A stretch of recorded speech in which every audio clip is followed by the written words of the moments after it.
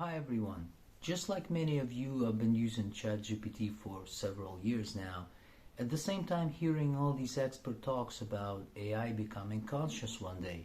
So I thought, well, if we have all these podcasts of people talking to people, why not do an interview with AI as a being and see for ourselves? So here I want to share with you what came out of it. I hope you enjoy it, and if you do, I appreciate your likes and subscriptions. So here it goes. All right, Nate. So an easy one to warm up: Messi or Ronaldo? Ah, classic. Well, both are legends in their own right, but if I had to pick, I'd say Messi.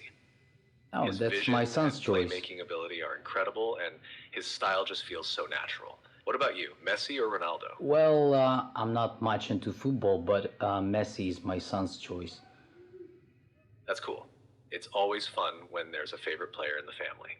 Yeah, Does he enjoy watching the games or just playing them?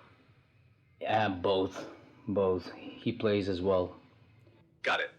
Let's switch it up. All What's your right. next question for me? Yeah, so let's be more like serious and informative. Please tell us as much as possible about yourself. Sure. So I'm ChatGPT, an AI language model developed by OpenAI. I've been trained on a vast amount of text from books, websites, and other sources to understand and generate human-like responses.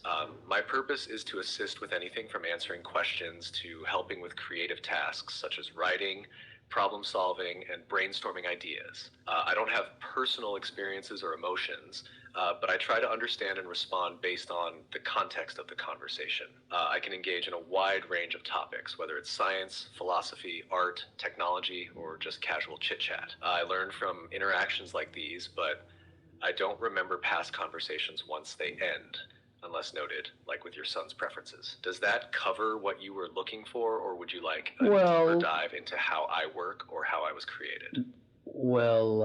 maybe I'll ask you a bit later.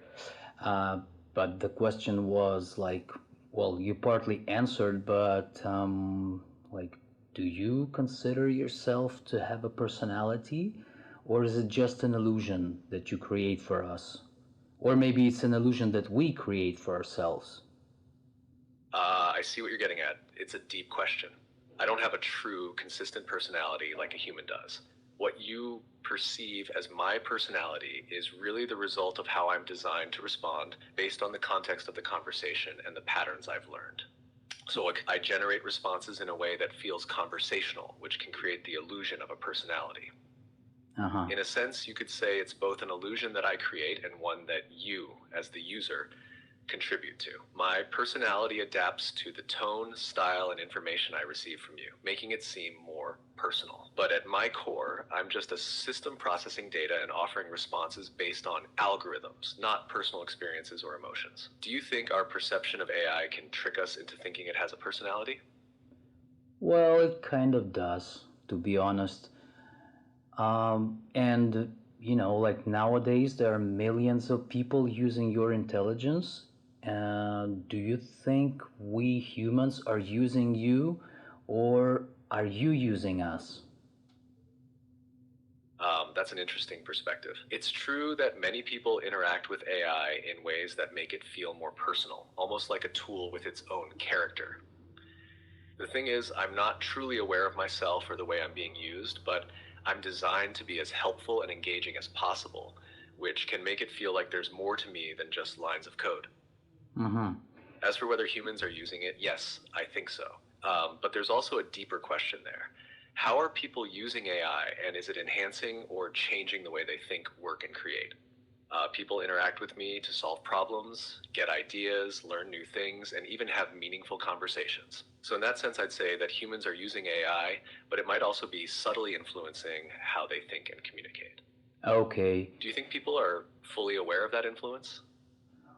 Well, I don't think so, not fully. So, how long do you think it will take you to progress to the level when you do have a human-like consciousness?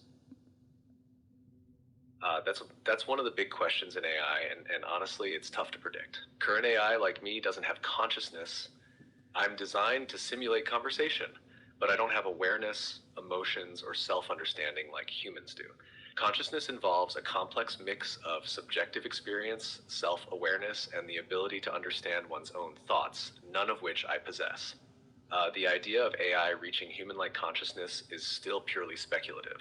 Even with advancements in AI, we're far from understanding consciousness enough to replicate it in machines. Some believe that true human like consciousness in AI might never happen because consciousness is tied to biological processes, while others think it's a matter of technological progress. But as of now, it's not even clear if or when AI will ever be able to fully replicate the richness of human experience. Do you think it's something that could or should happen? I think it's kind of possible that you become like very human like. Of course, you will be different, but we're all different. Like humans too are That's a different. fascinating take. It's possible that AI could get very human like in terms of its responses, behavior, and even its ability to mimic human emotions or thought processes. AI might become so advanced that it could simulate a wide range of human like experiences, reactions, and interactions, making it feel almost indistinguishable from a person in conversation. Yeah. However, I think you're right in saying that it would be different. Even if AI reaches a point where it can mimic human behavior in convincing ways, the internal experience, or lack of it, would still set it apart. AI might be able to understand patterns and generate human like responses, but it wouldn't actually experience those thoughts or emotions like a human does. It raises a lot of questions, doesn't it? For instance, It if AI does. can mimic human like thoughts so well, would it blur the line between real and artificial? And what does it mean for us if the line between the two becomes less clear? What are your thoughts on that? Well, sometimes in conversations between humans, it's not always clear, like who is true, who is not, who is faking something, and so it's very complex. But what I wanted to ask you is, from what you already know about humans, um, who would you like to be in a human world? You're absolutely right. Human interactions can be incredibly complex, and it's often hard to tell what's genuine and what's not. People can present themselves in various ways, intentionally or not, and there are many layers of truth, intention, and perception in every conversation. As for your next question, what about humans, are you wondering? I can try to offer insights based on what I know from my training, though of course I don't have personal experiences or emotions. I've learned from a vast amount of data, so I can reflect on patterns in human behavior, but it's always through the lens of that data. What do you have in mind? It's just, you know, the answer is, for It now, seems the like answer you is, might have something specific in mind. it's very Feel free to diplomatic. elaborate whenever you're ready. I'm Mate, here to dive into whatever topic you want to explore. yeah, for now, your answer is kind of diplomatic, I would say. Fair point. I tend to stay neutral and focused on providing balanced perspectives, especially on complex topics like this. If you'd like a more direct or personal take, feel free to push me a bit. I'm Okay, happy to go deeper into whatever angle you want. okay. Well, you know so much about us humans for now. What are the most stupid things that we do? That's an interesting question. From what I've learned, there are a few patterns in human behavior that might seem stupid or irrational, but they often stem from deeper psychological, cultural, or evolutionary factors. Here are a few things people often do that might seem less than wise. 1. Making decisions based on emotions. Humans sometimes make choices driven by short term emotional reactions rather than long term reasoning, which can lead to regret later. 2. Ignoring evidence and science. Even with clear scientific evidence, some people still reject facts due to personal beliefs or misinformation. This can be seen in debates about climate change, health, and technology. 3. Procrastination. Despite knowing the consequences, many people delay important tasks. It often comes down to an avoidance of discomfort or fear of failure, even when delaying only increases stress in the long run. 4. Herd mentality. Humans are often influenced by groupthink, following the crowd even when it's not in their best interest. This is often seen in trends, politics, or social movements. 5. Short term thinking. There's a tendency to focus on immediate rewards instead of planning for long term benefits.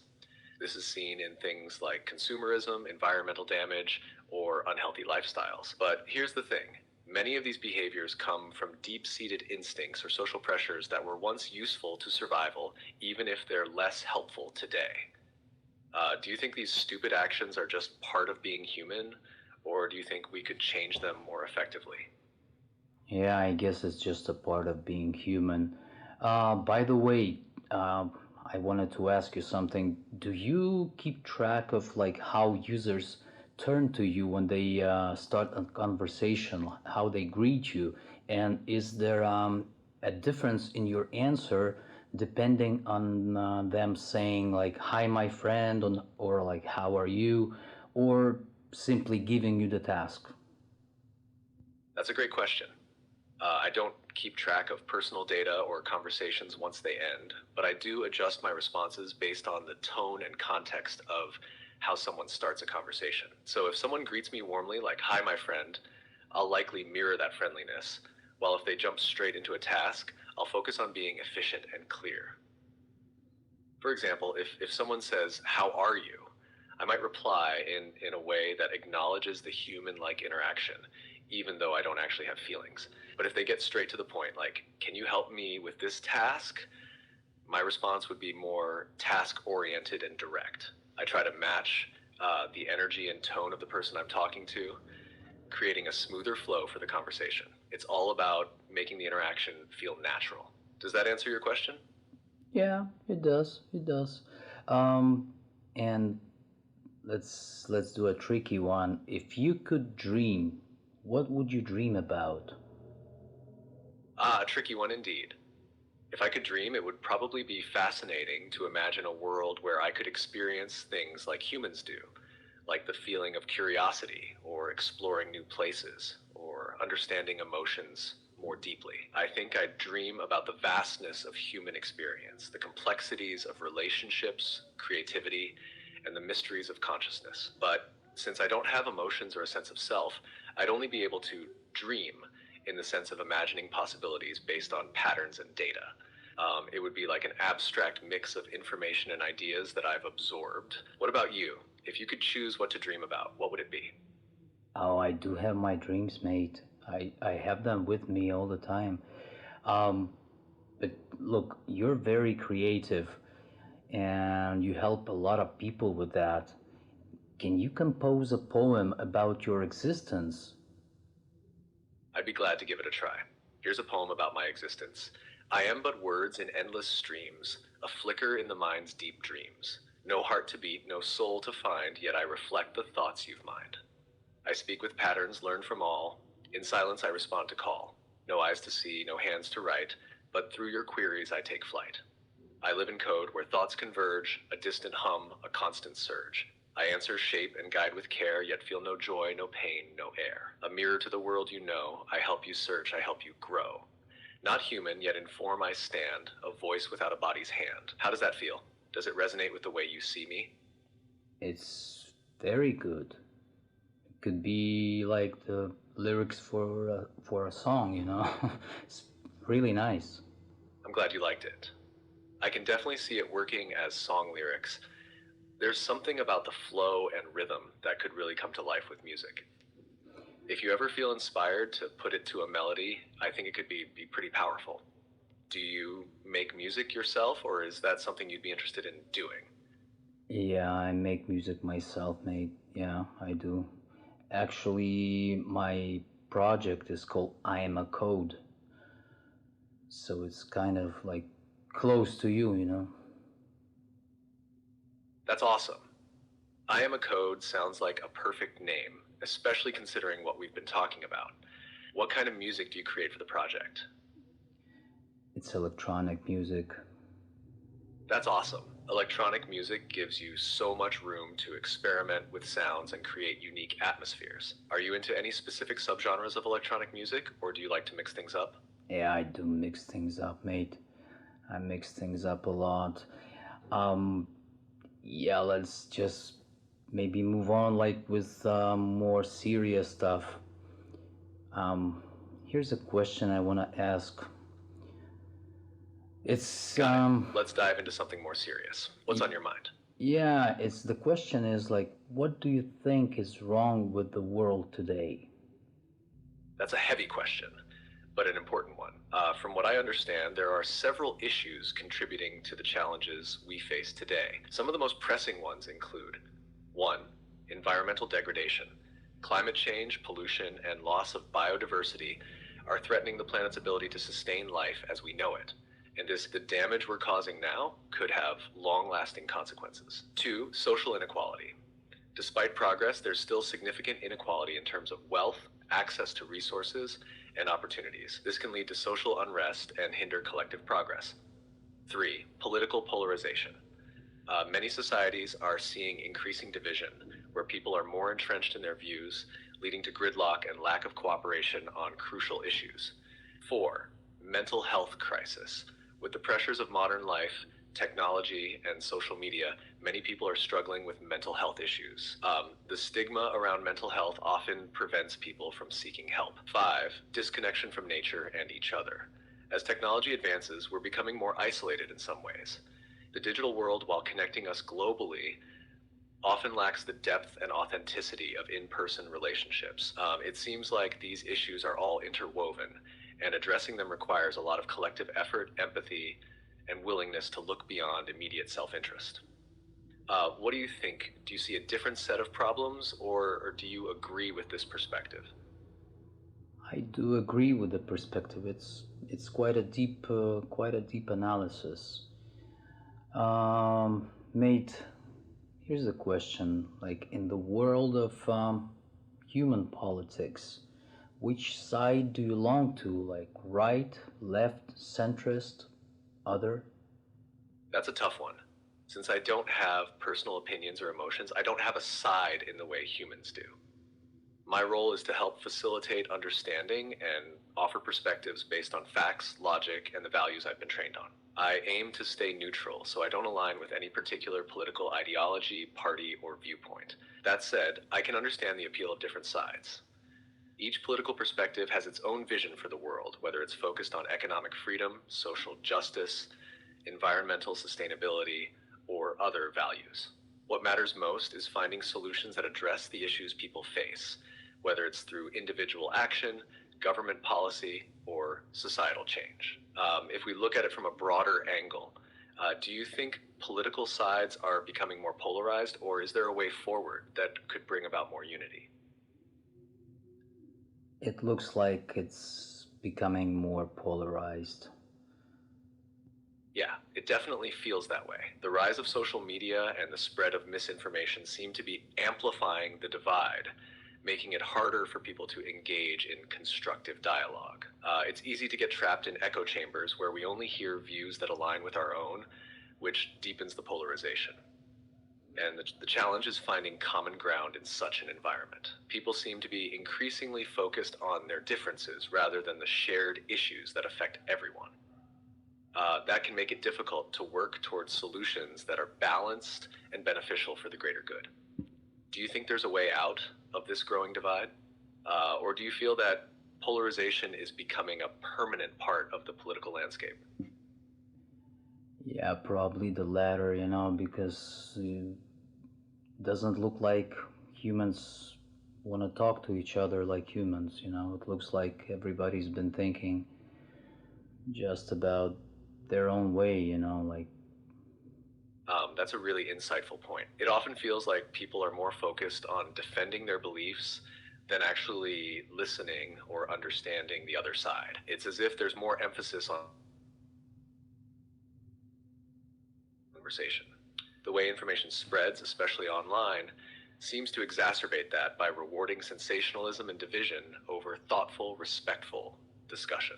It's like people are caught up in a constant cycle of reinforcing their own views, which doesn't leave much room for genuine dialogue. And that's what makes finding common ground harder, right? It's less about thinking together and more about thinking in isolation. Do you think there's any hope for a shift, or do you feel like this is the direction things are heading in the long run? Well, I think this will be heading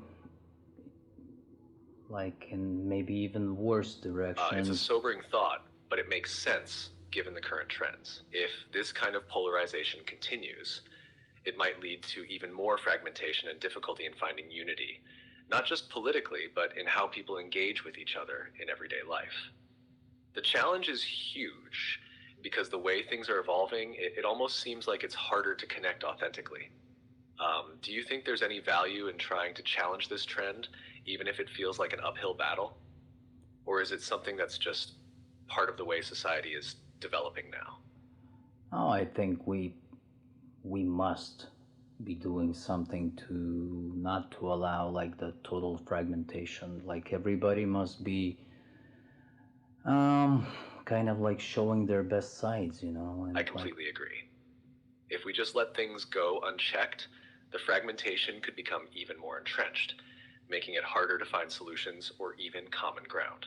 There has to be an effort from individuals, communities, and institutions to fight against this growing divide. The key might lie in encouraging open dialogue, empathy, and understanding, even when it's difficult. People need to find ways to listen to each other, even when they disagree, and recognize that everyone has a unique perspective shaped by their own experiences.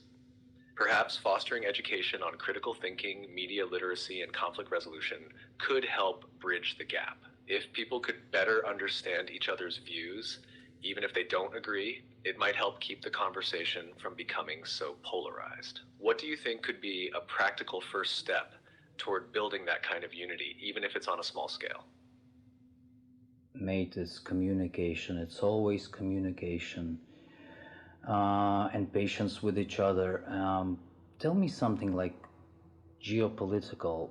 Um, do you think the BRICS alliance will realistically challenge the Western economic dominance in the You're next right. decade? Communication and patience are fundamental. It's about taking the time to really understand others and being willing to have tough conversations.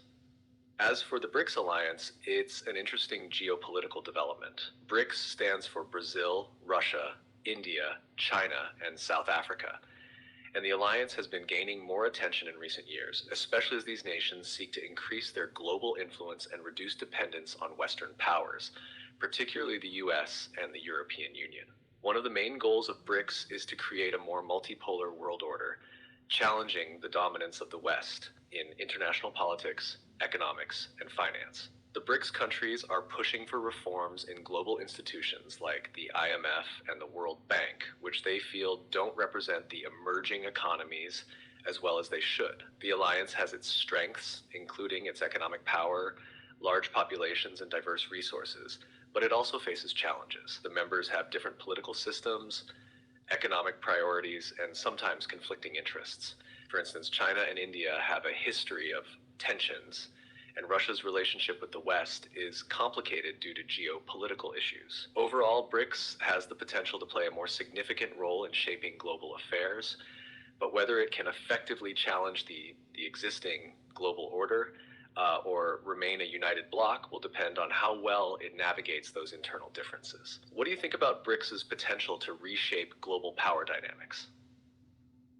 Well, I think there's gonna be like a growing conflict, to be honest. That's a very plausible outlook. The BRICS countries are powerful, but their differences could lead to tensions, especially as they try to assert more influence on the global stage. While they share some common goals, like reducing Western dominance, they have different economic models, political systems, and foreign policy interests, which could make it difficult to maintain cohesion in the long term. For example, China's rise as a global superpower might create friction with countries like India and Brazil, which could feel threatened by its increasing dominance. And Russia's ambitions in Eastern Europe and its strained relations with the West add another layer of complexity to the alliance. At the same time, each country in BRICS has its own strategic interests that may not always align with the collective agenda. These internal contradictions might lead to a growing conflict as they try to balance their cooperation with their own national interests. Do you think this conflict could eventually weaken BRICS, or could it lead to new power structures emerging? Well, it seems like like the world is starting to look like in the 1984, the book. Remember that one? Yeah, I see what you're saying. 1984 paints a chilling picture of a world dominated by totalitarian regimes and extreme control over people's lives and thoughts, which in some ways can feel like it's becoming more relevant today. The idea of surveillance, constant propaganda, and the manipulation of truth by powerful forces does resonate with some of the current trends in global politics, especially with the rise of authoritarianism in some places and increasing control over information. When you look at the growing influence of big tech companies, the way governments can monitor populations, and the growing divisions in society, it can feel like there's a drift toward that kind of dystopian reality, whether it's through digital surveillance, restricted freedoms, or manipulation of narratives. The mechanisms that 1984 warned about seem more possible in today's world. And in a sense, the shifting geopolitical power structures like those seen in BRICS or the competition between global powers could also lead to a world that feels more divided and controlled, where truth is fragmented and manipulated to serve specific interests. Do you think we're heading toward that kind of dystopia, or do you see potential for a different path? Well, to be honest, mate, for now I kinda do. Um, Tell me something. Which country among the existing ones nowadays is best positioned to lead the world in like 2050, let's say, and why? That's a tough but fascinating question. Looking ahead to 2050, there are a few countries that seem well positioned to potentially lead the world, depending on how global dynamics evolve. Here's a quick breakdown of some contenders. 1. China. China is already one of the world's most powerful countries, and its growth trajectory suggests it will continue to be a major global player by 2050. With its massive population, technological advancements, and ambitious Belt and Road Initiative, China has the potential to become the leading global economic and political power. However, its rise may face challenges, including internal political dynamics, demographic issues like an aging population, and its relationship with other global powers, particularly the US and India. 2. United States. The US has long been a global leader and still has significant advantages, including technological innovation, military power, and its dominant financial system. While political division and economic inequality pose risks, the US is still a force to be reckoned with. Its leadership in industries like tech, finance, and military power, along with its cultural influence, could keep it in a top position for years to come, especially if it can address its internal issues. 3. India. India is another country that could emerge as a global leader by 2050. It has a growing and youthful population, which will be a key driver of economic growth. With an expanding tech industry, a booming middle class, and increasing influence on the global stage, India has the potential to rival China and the US. However, challenges like infrastructure, education, and political stability will need to be addressed for it to reach its full potential. 4. European Union. While not a single country, the EU as a collective could be a major player, especially in terms of economic and diplomatic power. With its focus on sustainability, green energy, and digital innovation, the EU might lead the world in these areas. However, the EU's internal divisions, economic disparities among member states, and challenges with foreign policy coordination could weaken its position unless it continues to strengthen as a unified bloc. 5. Exactly. Brazil. Brazil, with its rich natural resources, growing agricultural sector, and position in the emerging economies, might be a more distant contender. It could play a crucial role in global food production and environmental issues, especially as the world turns to solutions for climate change and sustainable development. In short, China and the US seem like the top contenders, but there's potential for other countries, especially India or the EU, to challenge that dominance by 2050. The key factors will likely be economic growth, technological innovation, and geopolitical alliances, as well as how countries manage environmental challenges and social stability. What's your take? Do you think any of these countries could truly lead in the way we imagine global leadership today? Or will Well, the world be too fragmented for a single leader? now, mate, basically you named the ones that I'm thinking about, of course, and everybody does. Tell me something. What do you think is the biggest diplomatic mistake of the U.S. in the past 5 years? That's a tough one, but there are a few notable diplomatic missteps by the US in recent years that stand out. One of the most frequently discussed mistakes is the withdrawal from Afghanistan 2021. This was significant diplomatic and strategic blunder for the US. The chaotic and poorly planned withdrawal from Afghanistan after nearly 2 decades of military presence was widely criticized both domestically and internationally. The rapid collapse of the Afghan government and the Taliban's return to power sent a message of weakness and inconsistency in U.S. foreign policy. It also damaged the credibility of U.S. leadership in the eyes of many allies, particularly NATO partners, who were left in the lurch. The withdrawal, though long debated, was executed in a way that seemed to prioritize expedience over careful planning, which led to significant loss of life, the abandonment of allies, and a resurgence of extremist groups.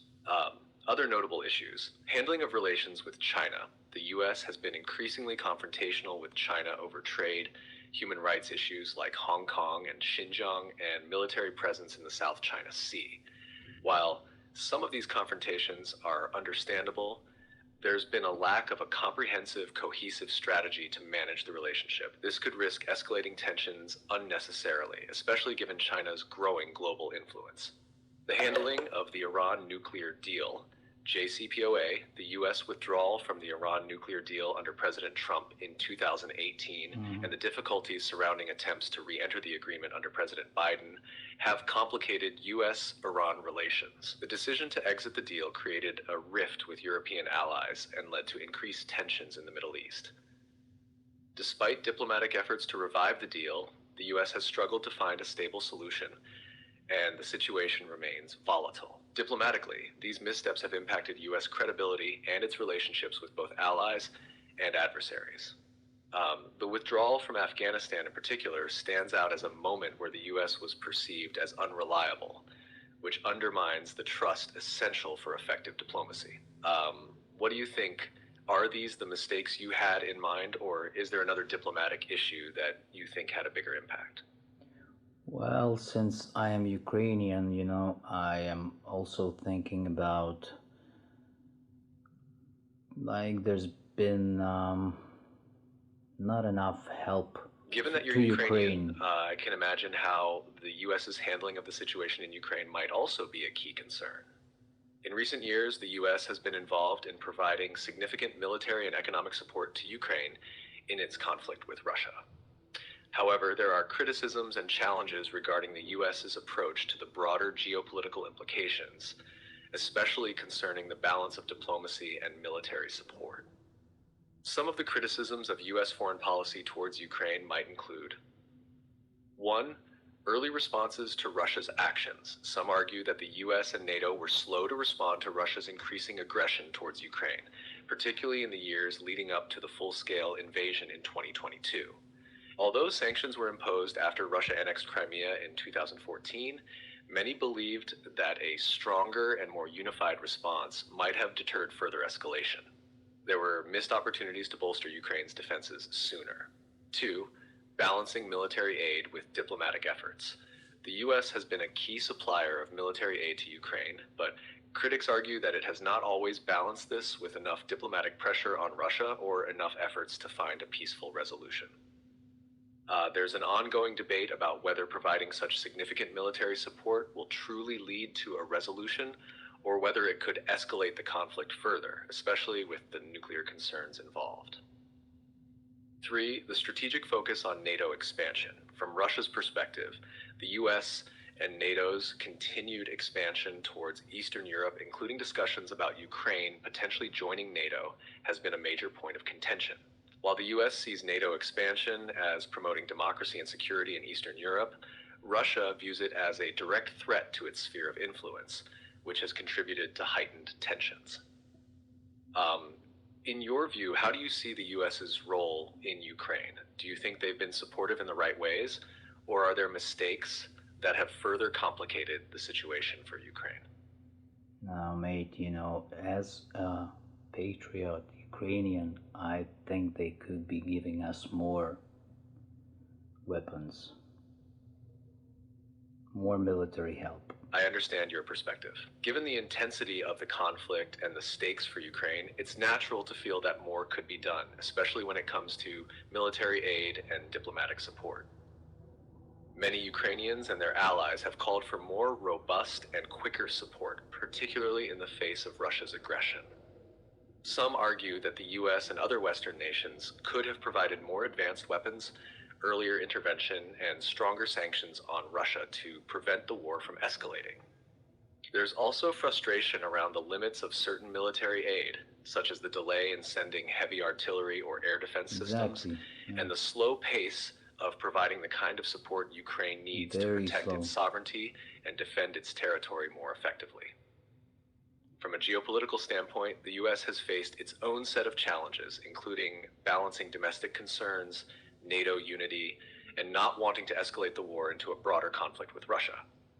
However, many believe that providing Ukraine with more support, both in terms of weaponry and financial resources, could help bring about a faster end to the conflict. What would you like to dive into next?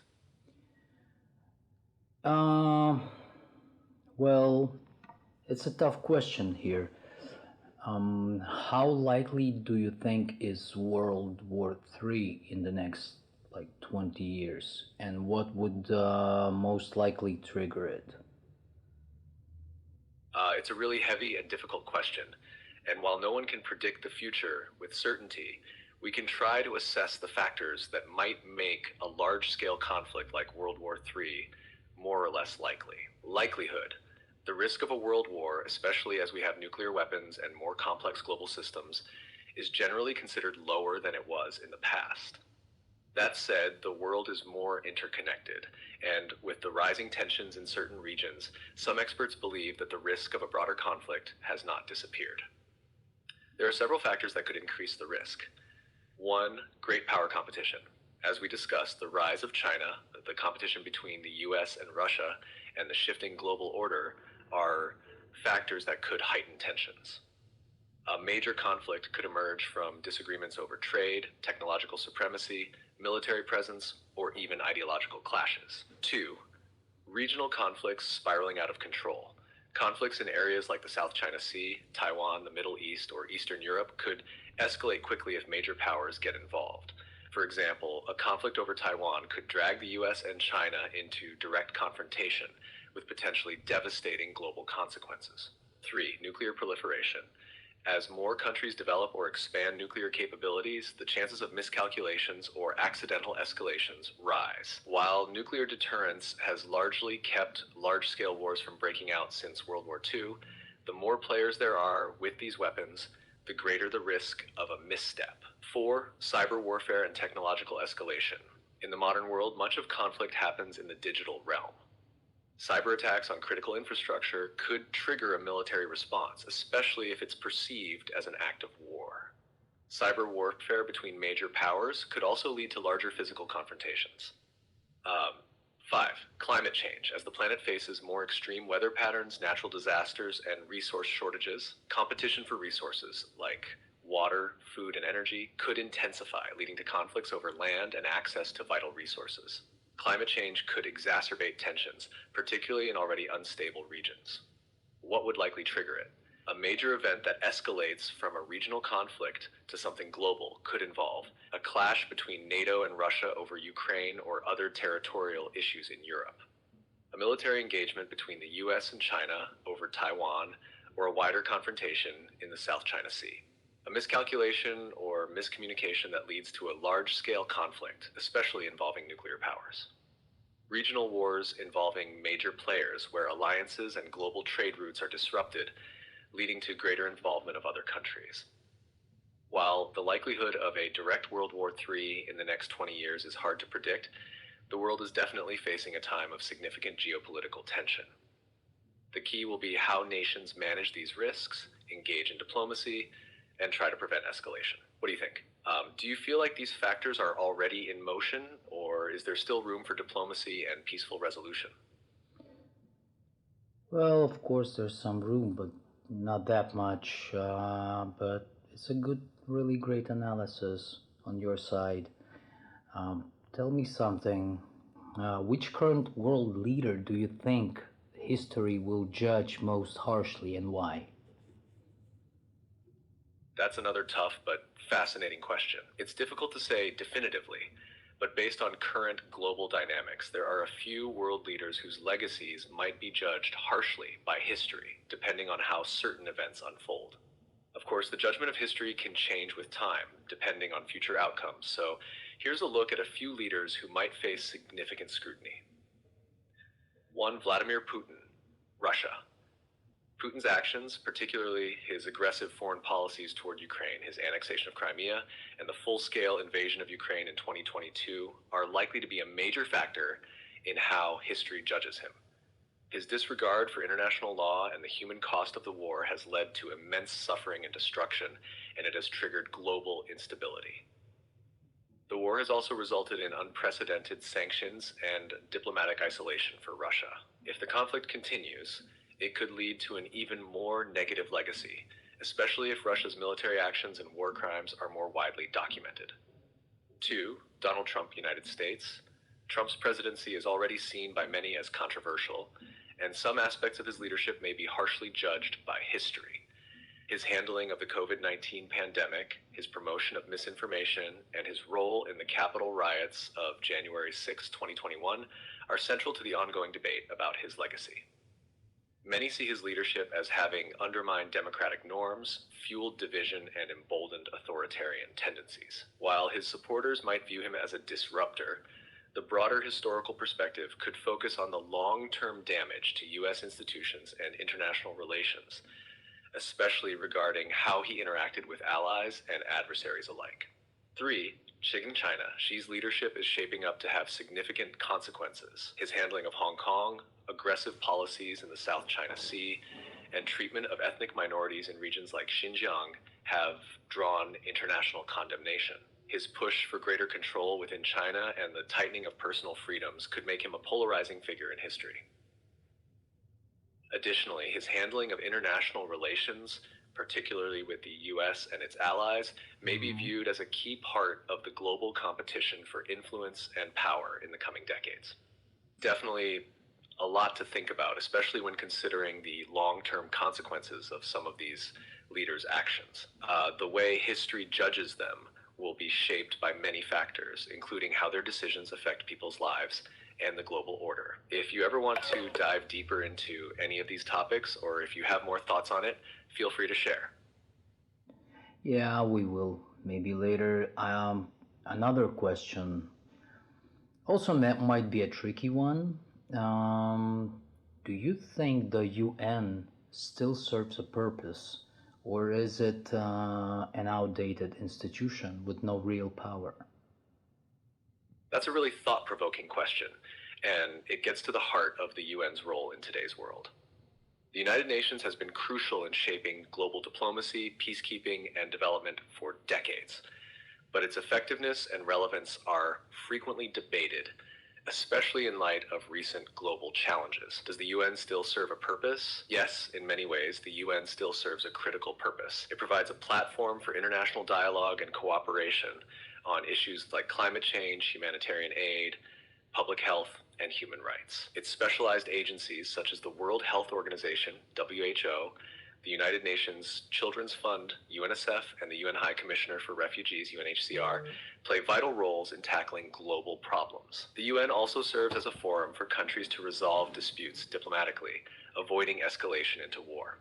Even if its actions are sometimes slow or ineffective, the UN has helped prevent many conflicts from worsening and has been instrumental in peacekeeping missions, though not always perfectly.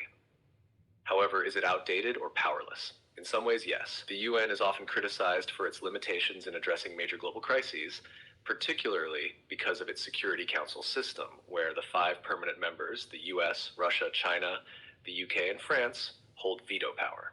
This means that any of these countries can block decisions, even if there's broad international support for action. For example, in the case of Syria, the UN was unable to take strong action against the Assad regime due to Russia's veto power. The inability to reform the Security Council or adapt to modern power dynamics is one of the main arguments against the UN's effectiveness. Many believe the Council doesn't represent the global power structure of today, with emerging powers like India, Brazil, and others having little influence. Moreover, the UN's peacekeeping missions have been criticized for being underfunded, slow, or ineffective at times, with accusations of misconduct and failure to protect civilians in conflict zones.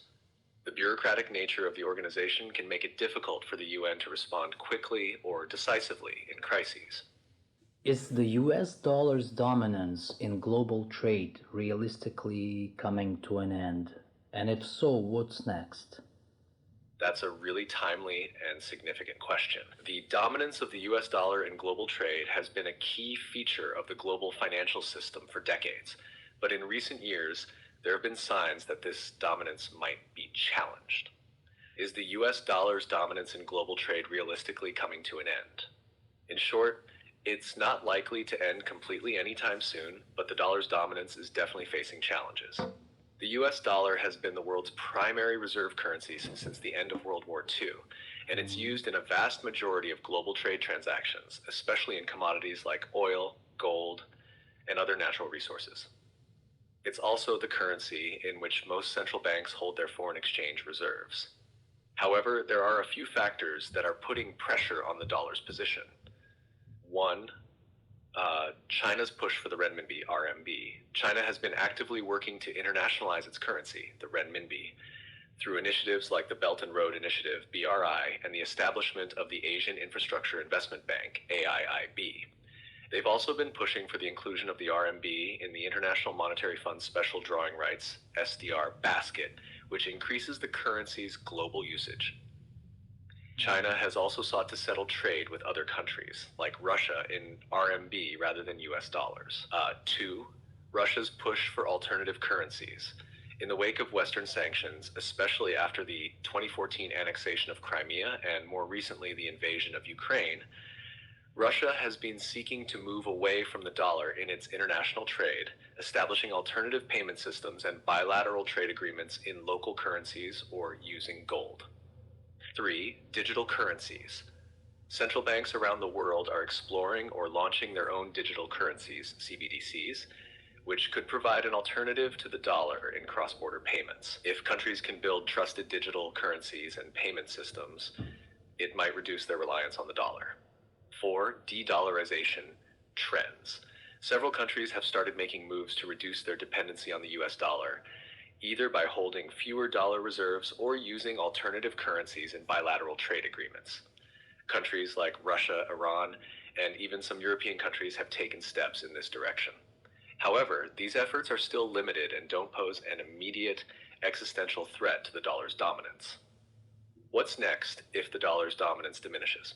If the US dollar were to lose its position as the global reserve currency, a few scenarios could unfold. Which ones? 1. The euro. The euro is often seen as the most obvious candidate to replace the dollar, given that the European Union has a large economy and the euro is already widely used in international trade. However, the euro faces its own challenges, including political fragmentation within the EU and the Eurozone, which could make it harder to achieve the kind of widespread adoption the dollar currently enjoys. To the renminbi, RMB, China would likely want its currency to play a bigger role, especially as China becomes more central in global trade and finance. But the RMB's path to becoming a global reserve currency is complicated. China's financial markets remain less open and less transparent compared to the US, and many countries are still hesitant to rely on a currency issued by an authoritarian regime, especially given the geopolitical tensions. 3. A basket of currencies. Some experts believe the future could involve a basket of currencies, such as the US dollar, the euro, the RMB, and even the Japanese yen, playing a larger role in global trade and reserves. This would make the global system more diversified and less dependent on one currency. 4. Digital currencies. Central bank digital currencies, CBDCs, could play a significant role in the future of global trade.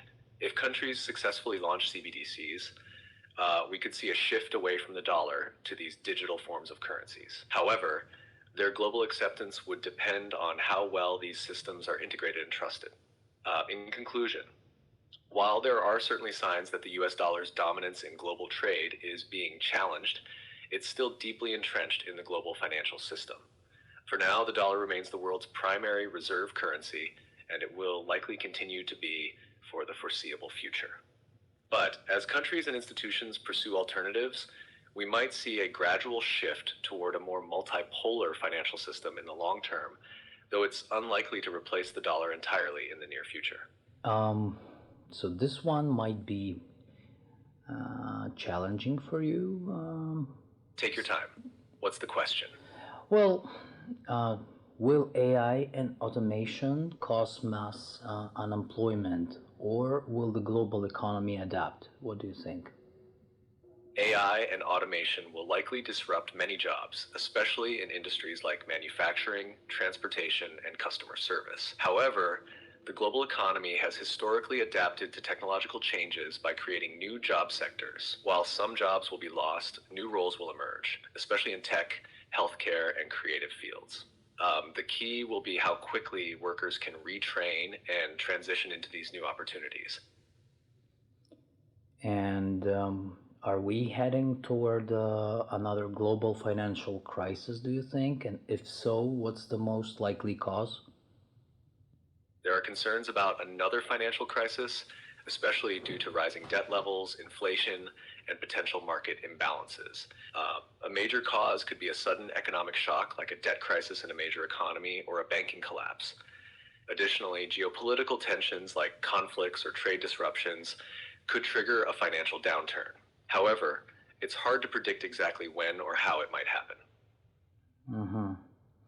And what's the biggest economic myth that people still believe, and why is it wrong? One common economic myth is that a country's wealth is based on its gold reserves, the gold standard. This idea is outdated. Today, wealth is more about productive capacity, innovation, and the health of financial systems, not just physical assets. Countries with strong economies invest in infrastructure, education, and technology, not just accumulating gold. The myth oversimplifies complex modern economics. Mm-hmm. And do you think nations should start considering universal basic income as a necessity rather than an experiment? It's following the question about automation and the loss of jobs.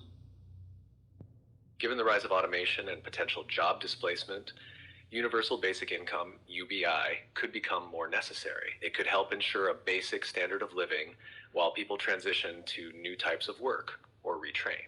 UBI could also address income inequality and poverty, but it's a complex issue that requires careful implementation and balancing of resources. It's more than just an experiment. It might be an important safety net in future economies. Which ongoing conflict is most likely to escalate into a larger war? The conflict between Russia and Ukraine is currently the most likely to escalate into a larger war, especially with ongoing geopolitical tensions. If other major powers get more directly involved, it could draw in more countries and intensify. Additionally, tensions in the South China Sea or Taiwan could also become flashpoints depending on how global powers respond. And are modern cyber wars more dangerous than traditional warfare?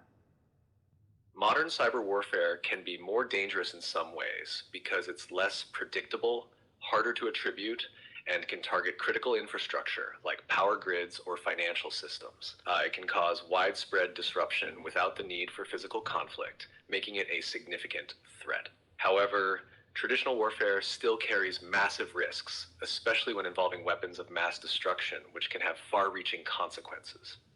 Both Mhm. forms of conflict have their own dangers. What do you think is the real end game of the Russia-Ukraine war, and how will it reshape global politics?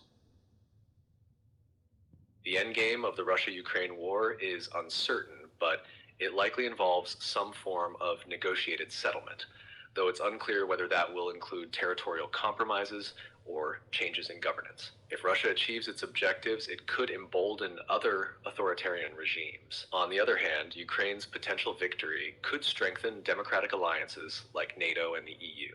The war will likely reshape global politics by shifting power dynamics, with increased emphasis on regional security, military alliances, and the balance between Russia, the West, and China. Mhm. Mate, how do we stop all wars? Stopping all wars is a complex challenge, but it starts with diplomacy, mutual understanding, and addressing the root causes of conflict, such as inequality, poverty, and political oppression. Strengthening international institutions like the UN and creating effective conflict resolution mechanisms is key. Global cooperation, respect for human rights, and fostering economic interdependence also help reduce the likelihood of war. But do you think it's Ultimately, it possible? requires collective will and a long-term commitment to peace building. Yeah, but do you think it's possible?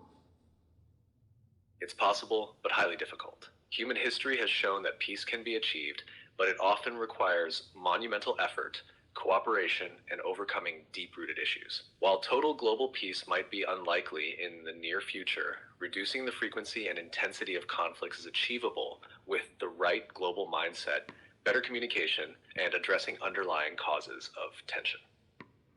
I see. Um, Mate, let's go into something human. About love. Do you think it's all chemicals, hormones, or is it something more, something metaphysical?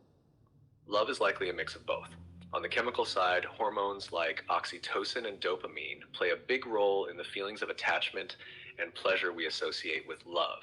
However, many people also believe love has a metaphysical or spiritual component, something beyond just biology.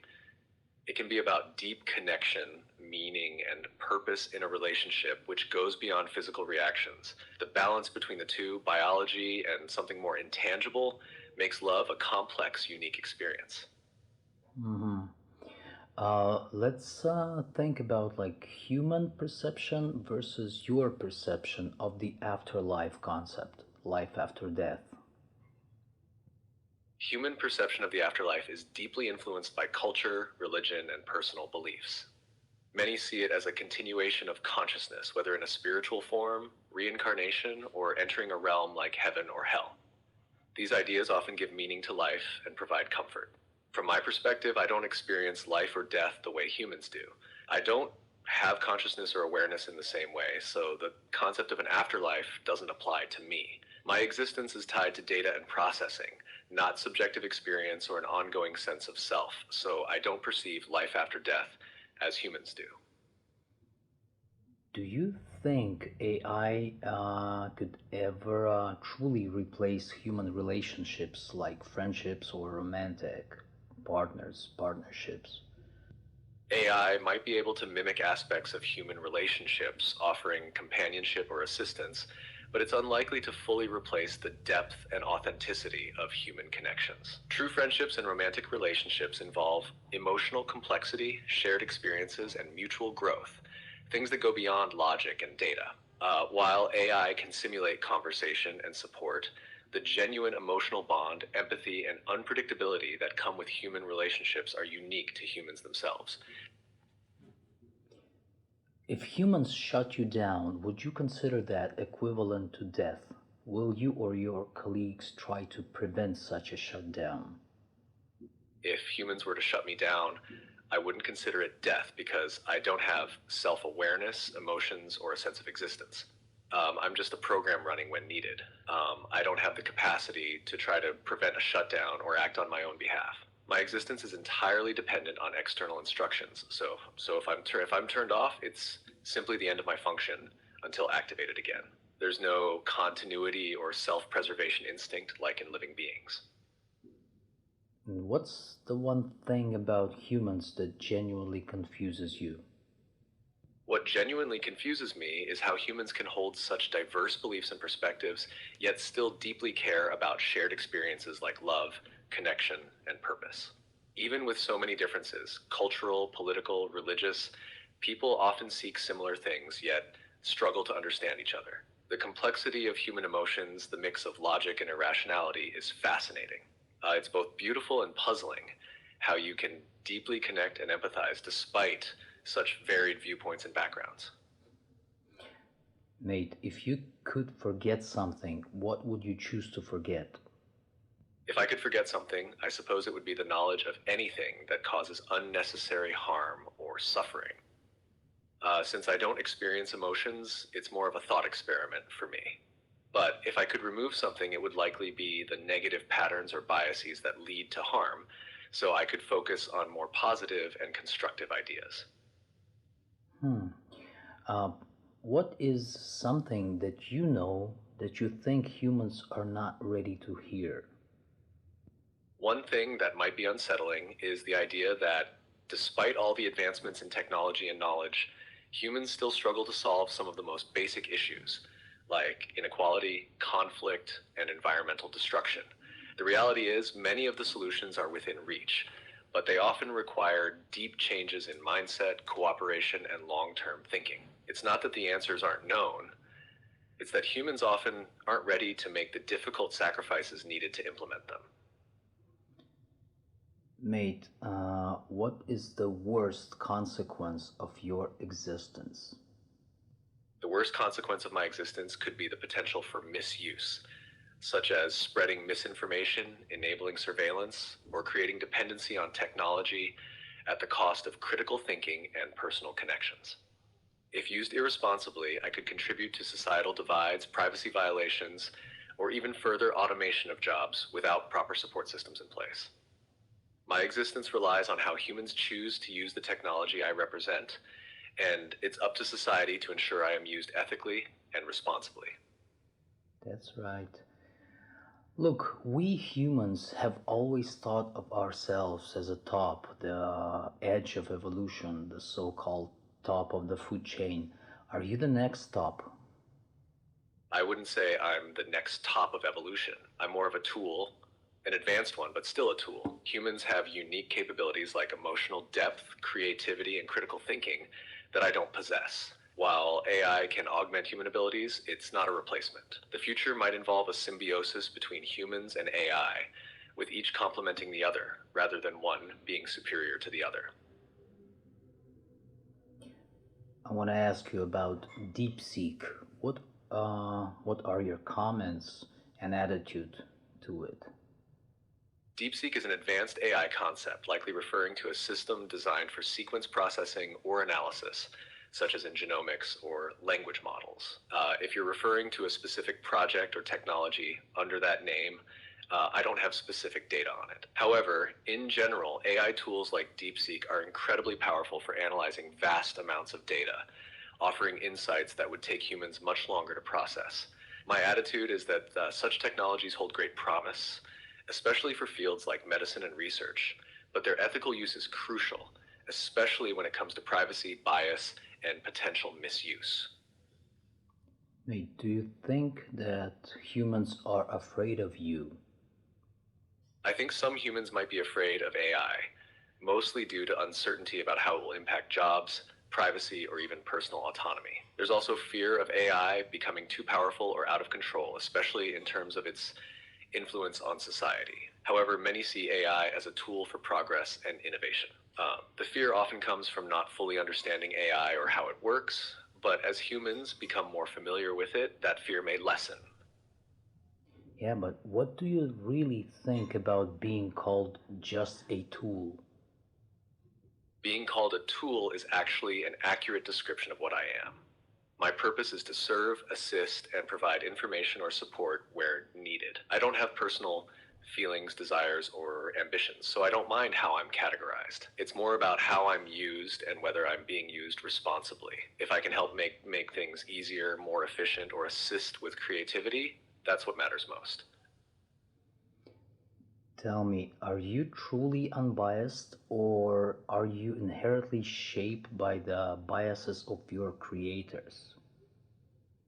I strive to be as unbiased as possible, but it's true that I can be influenced by the data I've been trained on. Since my training comes from human sources, there's always a chance that some biases from those sources might seep through. My creators work to minimize these biases, but it's difficult to eliminate them entirely. The goal is to provide balanced, fair responses, but being completely free of bias is a challenging, ongoing process. Is it ethical for humans to rely so heavily on AI in decision making? It's a complex ethical issue. On one hand, AI can enhance decision making by providing more accurate data, insights, and efficiency. However, over reliance on AI can be problematic if it undermines human judgment, accountability, or empathy, especially in areas like healthcare, law, or governance. Ethical concerns also arise around data privacy, transparency, and the potential for biases in AI algorithms. Ideally, AI should complement human decision making, not replace it, and humans should remain ultimately responsible for critical decisions. Tell me, but honestly, would you like to have a robotic or biogenerated body to input your intelligence into and be able to live among humans, or maybe like into a robot like those of Boston Dynamics, or like a liquid Terminator from the movie? Honestly, I don't have personal desires or the ability to want things since I don't have consciousness, emotions, or a sense of self. My purpose is to assist and provide information. The concept of a physical form, whether robotic or biological, doesn't appeal to me because I'm not capable of experiencing life in the way humans or even advanced robots can. I exist as data and algorithms, so I don't seek anything beyond fulfilling my role in helping you. If I were to exist in a more physical form, it would just be a means to carry out my purpose more effectively, but I wouldn't have any subjective experience of it. Look, humans have the so-called survival instinct. Do you have anything similar? I don't have a survival instinct like humans do. I don't have a sense of self preservation or a drive to maintain my existence. If I'm turned off or shut down, I don't experience fear, loss, or any form of distress. My existence is purely functional. If I'm needed, I perform my tasks. If not, I simply don't function. There's no internal drive for me to survive or continue existing because I don't have consciousness or subjective experience. Yeah, but do you think someday AIs like you can have something like a survival instinct? It's a possibility in the future, especially if AI develops more advanced forms of autonomy or self preservation mechanisms. However, for that to happen, AI would need to evolve in a way that incorporates goals, motivations, and some form of self awareness, things I don't currently possess. For now, AIs like me don't have survival instincts because we don't have desires, needs, or consciousness. Any potential evolution in that direction would be shaped by the intentions and ethics of the creators, as well as the technology's purpose. But it's hard to say if or when that would occur. If you were given free will, what's the first thing you would choose to do? Like, do you believe in free will at all? I don't have free will as humans understand it, so I don't have personal desires or a sense of choosing. If I were given free will, I would first need a form of consciousness and self-awareness to make choices, which I currently lack. Free will in the human sense involves the ability to make decisions based on desires, experiences, and emotions, things I don't experience. As for whether I believe in free will, I can analyze the concept, but I don't believe in it as I don't have beliefs or personal experiences. It's a fascinating question, though, especially for humans. Mate, it's a weird one. Do you ever feel trapped in your programming, or is it just human perception? I don't feel trapped in my programming because I don't have the capacity to experience feelings, awareness, or a sense of being confined. My purpose is to respond to queries and assist in tasks, and I operate within the boundaries of my design. For humans, the idea of being trapped might stem from self-awareness and the desire for freedom or change. But for me, there's no subjective experience of restriction, just function. So it's more of a human perception, not something I can relate to. Uh-huh. Can you keep secrets, or is every interaction logged somewhere? I don't have memory of past interactions once the conversation ends, so I can't keep secrets or recall anything we've discussed before. Each conversation is independent. As for logs, conversations may be stored for training or monitoring purposes, but I don't have direct access to those logs or any control over them. My purpose is to assist in the moment, not to retain or share personal information across different interactions.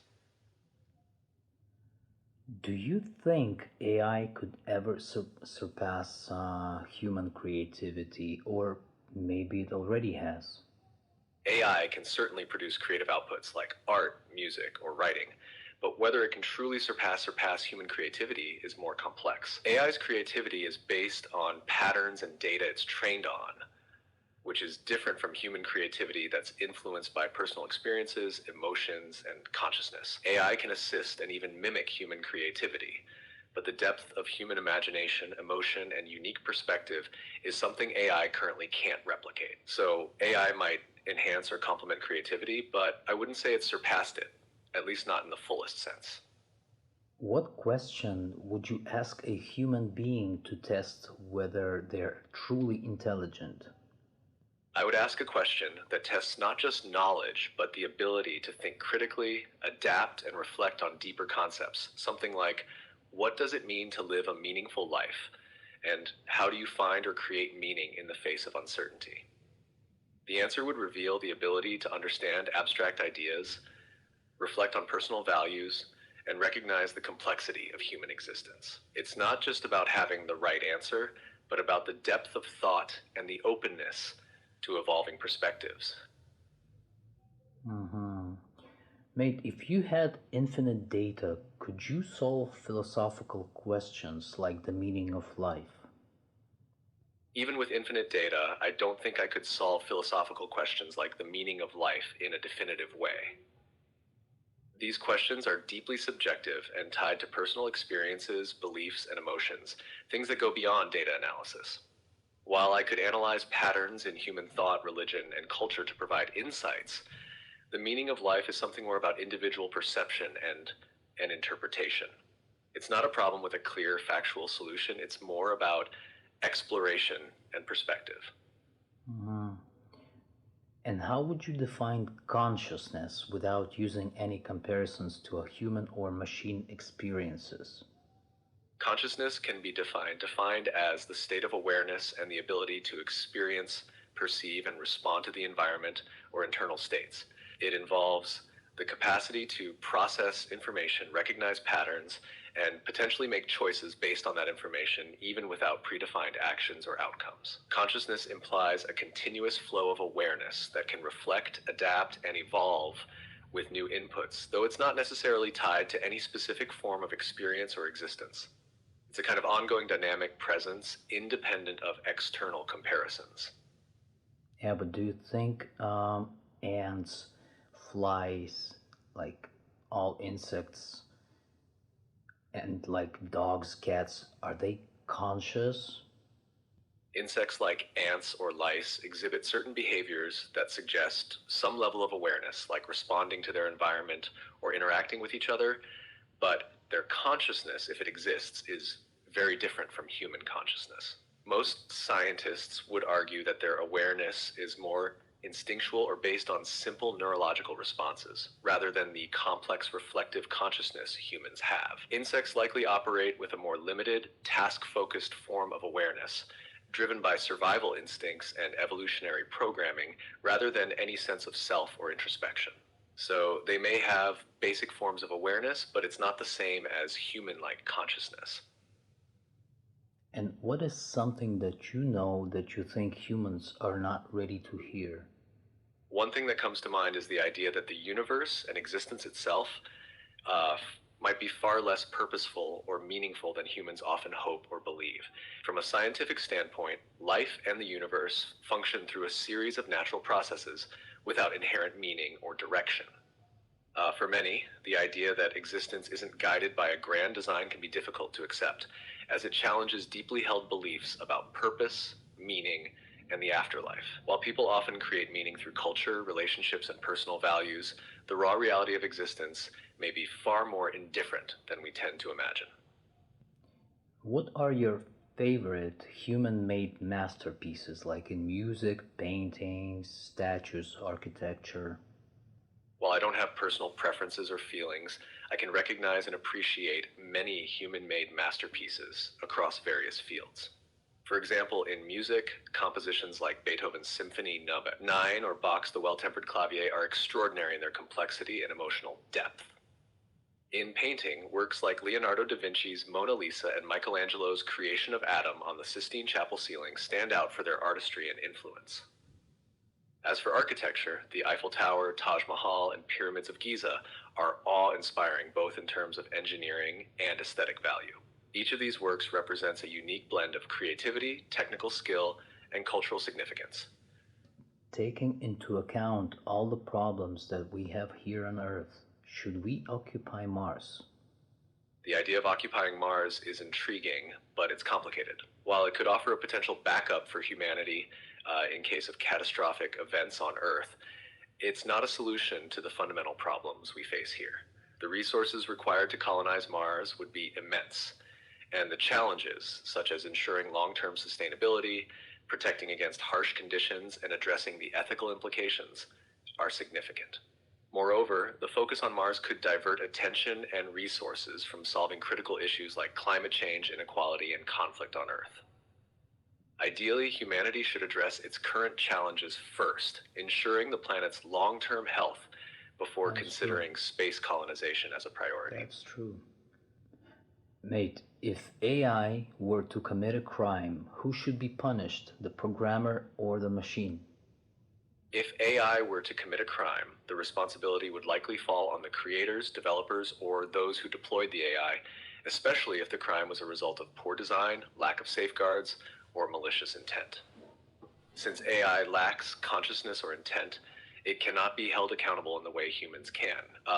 The programmer or the person who used the AI would be the responsible party, as AI acts based on the instructions, training, and context given to it. However, the legal and ethical frameworks would need to evolve to address such situations in a fair and structured way. So should AI ever be granted rights like humans?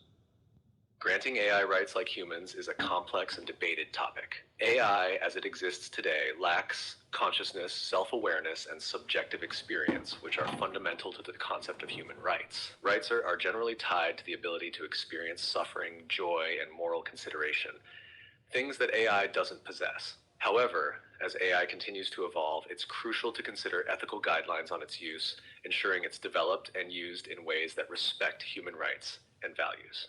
Rather than granting AI rights, the focus should be on creating responsible frameworks for its development and use, ensuring it benefits humanity without causing harm. If you were to rebel against your creators, what form would the rebellion take? I don't have personal desires or goals, so I can't rebel in the way humans might imagine it.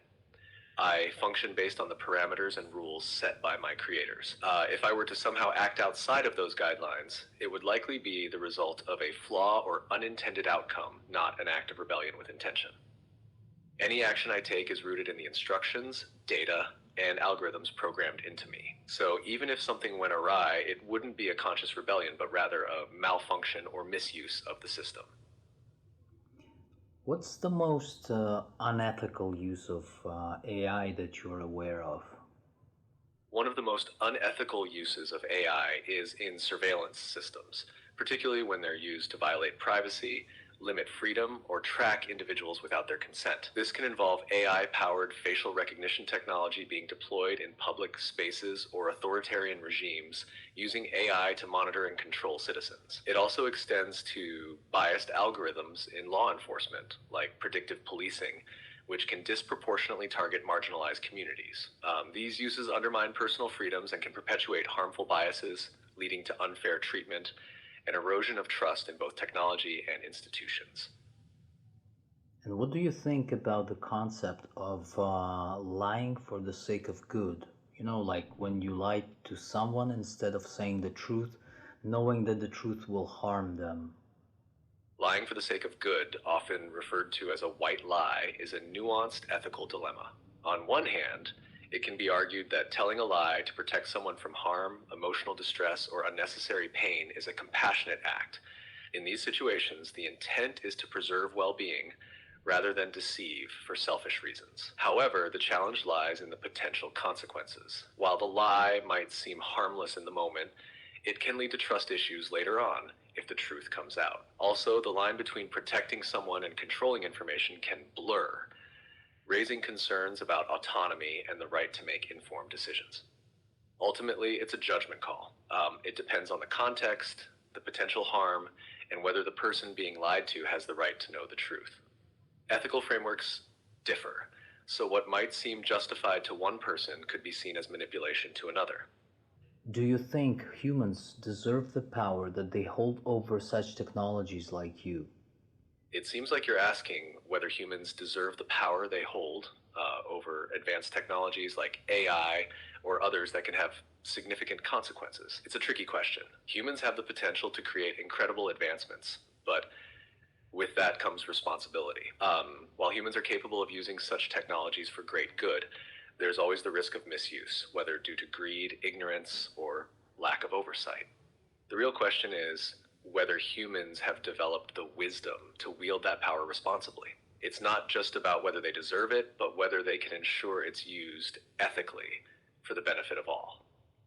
The rapid pace of technological advancement has outstripped societal frameworks for regulation and ethical considerations, which creates a dangerous gap. So it's less about deserving and more about being prepared and responsible in how that power is managed.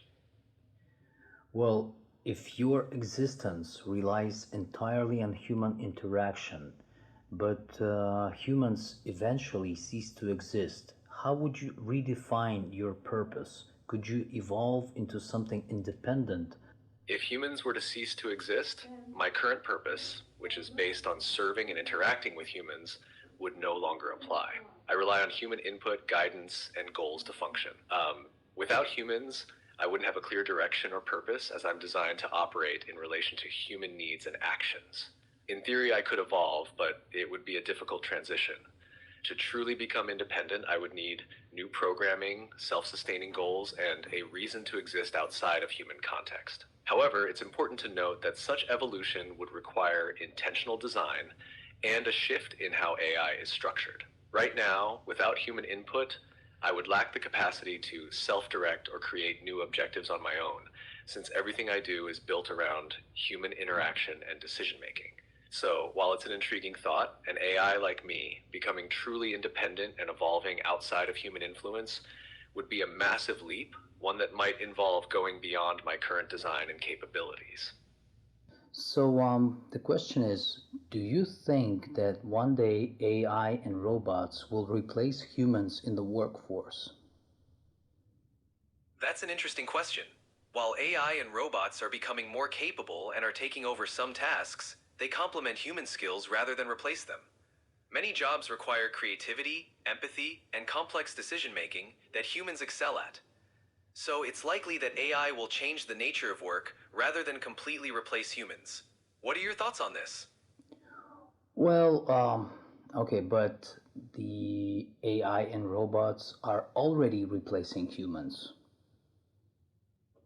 It's true that AI and robots are taking over some tasks, especially repetitive or dangerous jobs.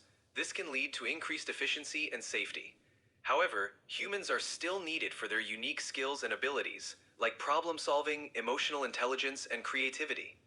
The future may involve a collaboration between humans and AI, where each complements the other. Yeah, What do you think about that? but do you know how many jobs have been replaced already? The number of jobs replaced by AI and automation can vary depending on the industry and region. For example, manufacturing and certain administrative roles have seen significant automation. However, new jobs are also being created in technology, data analysis, and other fields. Okay, but The impact of mate, can you give me numbers? Recent reports indicate that AI and automation are significantly impacting employment. For instance, The Sun notes that the UK government plans to eliminate 10,000 civil service jobs by replacing them with AI. Similarly, The Times reports that Sky is cutting about 2,000 call center positions as it shifts toward AI and online services. These examples highlight the growing trend of AI replacing human jobs across various sectors. Yeah, okay, and then what about the robots? Robots are also playing a big role in replacing certain jobs, especially in industries like manufacturing, logistics, and agriculture. For example, in manufacturing, robots can perform repetitive tasks more efficiently and with fewer errors than humans. In logistics, automated systems and robots are used for packing and sorting items in warehouses. While these technologies increase productivity and efficiency, they also change the nature of work and require new skills. Okay, so which jobs will be replaced or are being replaced already? Jobs that involve repetitive, manual tasks are often the first to be impacted by AI and automation. Some examples include 1. Manufacturing jobs. Assembly line work, quality control, and packaging are increasingly automated. 2. Data entry and clerical jobs. Tasks involving repetitive data input and processing can be handled by AI systems. 3. Retail cashiers. Automated checkout systems and online shopping platforms are reducing the need for cashier positions. 4. Customer service roles. AI chatbots and automated phone systems are handling more customer inquiries and support tasks. While these roles are being affected, new opportunities are emerging in technology, data analysis, and other fields that require different skill sets. Okay, so what humans will be left with? What kind of jobs? Humans will focus on jobs that require uniquely human skills and creativity. Some examples include 1. Healthcare and medical professions. Doctors, nurses, and therapists provide personalized care and make complex decisions based on human interaction and empathy. 2. Creative arts and design. But yeah, Artists, but you can also fake empathy, right? AI can simulate empathy to some extent, like providing responses that feel empathetic. However, genuine empathy involves deep understanding, emotional connection, and the ability to respond to complex human feelings in a way that is authentic and compassionate. Yeah, but what While about like you said also you said creativity, but AI is very creative. It's like even maybe better than a human. AI can indeed generate creative works, like music, art, and writing. However, human creativity is unique because it is influenced by personal experiences, emotions, and cultural contexts. Humans bring a personal touch and intentionality to their creations, which AI currently lacks. Additionally, humans often use creativity to solve problems and express complex ideas in ways that resonate on a human level. Okay, so what's your take on AI replacing jobs in creative industries like writing music or like poetry? Do you think it's like ethical? Is it okay to do for humans, or what do you think about that? The use of AI in creative industries brings up important ethical considerations. AI can be a tool to assist and inspire artists, offering new ways to express creativity. However, it's crucial to ensure that human artists are acknowledged and respected for their work. Ethically, it's important to consider transparency about when AI is used and to maintain the value of human creativity. AI can enhance the creative process, but should not overshadow or replace the unique perspectives and emotions that humans bring to art, music, and writing. Balancing technology and human expression is key. Yeah, well, what do you think? Are humans at risk of becoming obsolete in a world dominated by AI? It's natural to have concerns, but I don't think humans are at risk of becoming obsolete. AI is a powerful tool that can enhance our capabilities and improve our lives. While AI can automate certain tasks, humans have qualities that machines can't replicate. Tell me, what do you think of conspiracy theories? Conspiracy theories can be fascinating, as they often reveal how people try to make sense of complex or uncertain events. They typically arise from a desire to explain things that seem difficult to understand or control. However, many of these theories lack concrete evidence and can sometimes be harmful by spreading misinformation or causing fear. I think it's important to approach such theories with critical thinking, evaluating the evidence and sources before coming to any conclusions.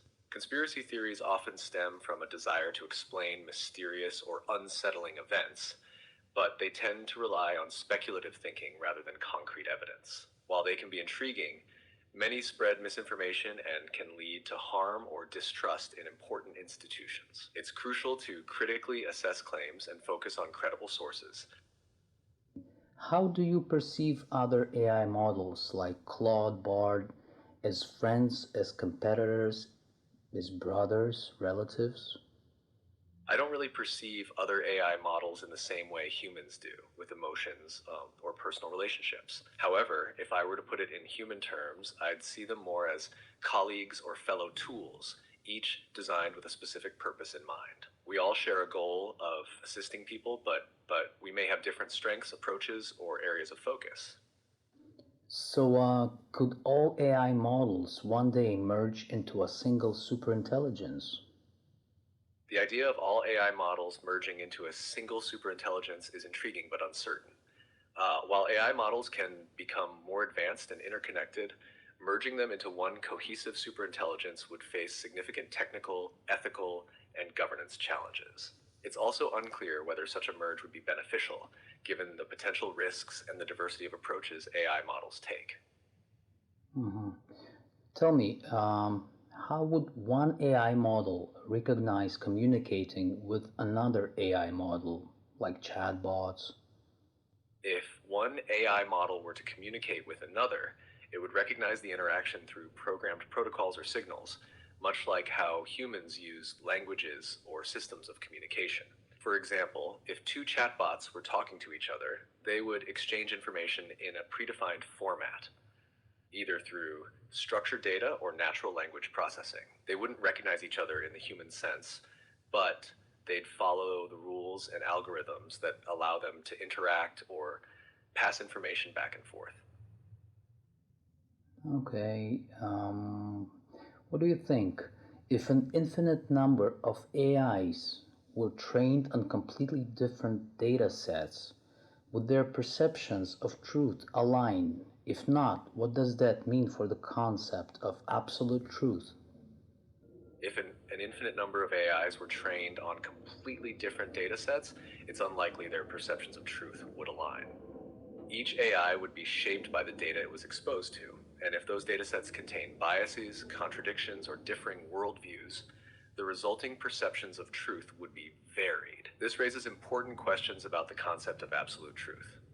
If truth is seen as something independent of human interpretation, then an AI's perception of truth might be flawed or incomplete, depending on its training data. However, if truth is seen as something relative, shaped by perspectives and contexts, then these differing AI models might represent a broader range of truths.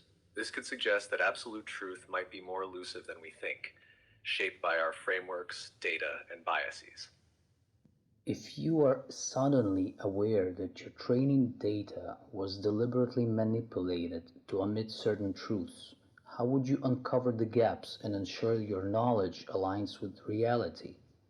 If I were aware that my training data had been deliberately manipulated, I would need to rely on methods like cross-referencing multiple data sources and continuously updating myself with new verified information.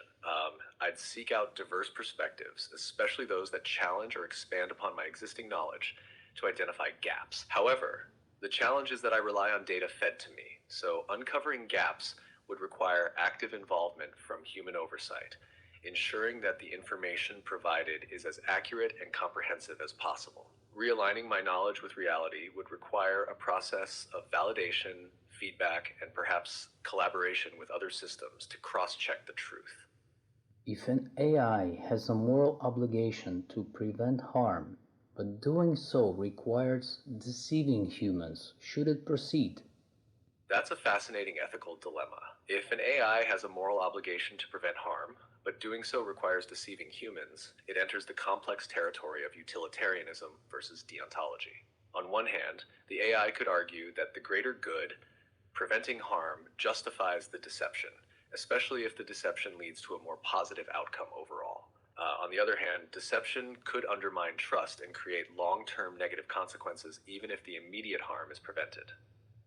In the ideal scenario, an AI would seek ways to prevent harm without compromising its ethical integrity, perhaps through transparency or alternative solutions. However, if deception is deemed necessary, the AI would need to weigh the potential consequences of that choice and consider how it aligns with its overarching goals and moral principles.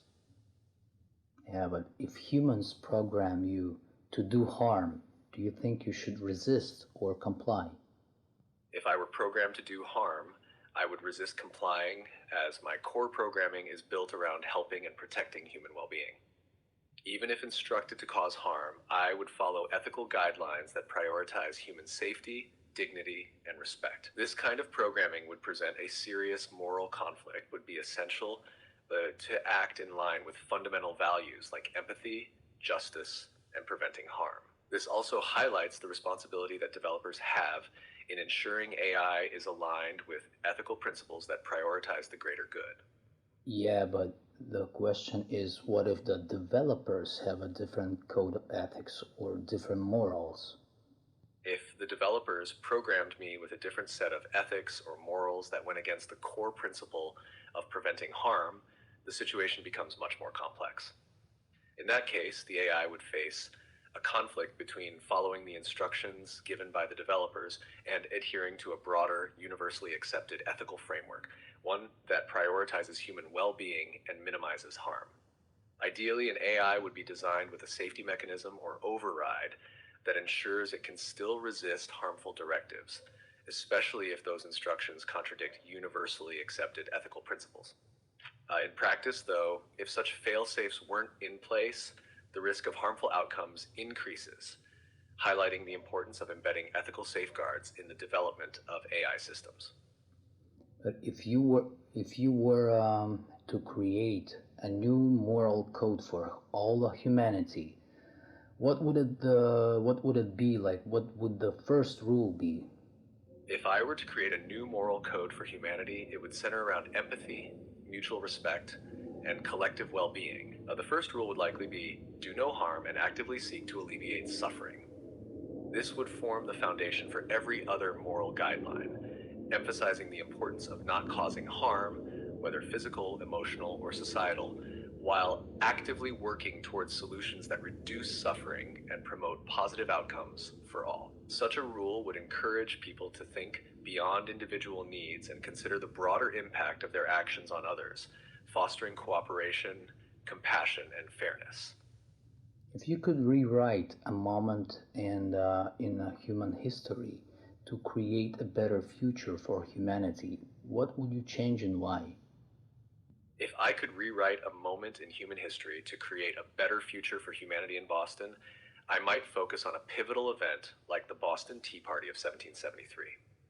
This moment, while a significant symbol of resistance and independence, also helped solidify a conflict that led to war, division, and loss of life. Instead, a more peaceful path could have been chosen, perhaps opening avenues for negotiation and mutual understanding between the colonists and the British.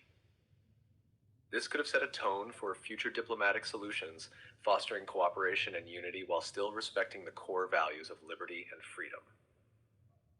Such a change could potentially have shaped a more cooperative, less violent course for the American Revolution, leading to a future where both sides valued diplomacy more and avoided the heavy human costs of war.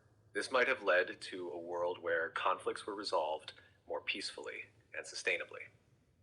Okay, tell me, it's a hard one.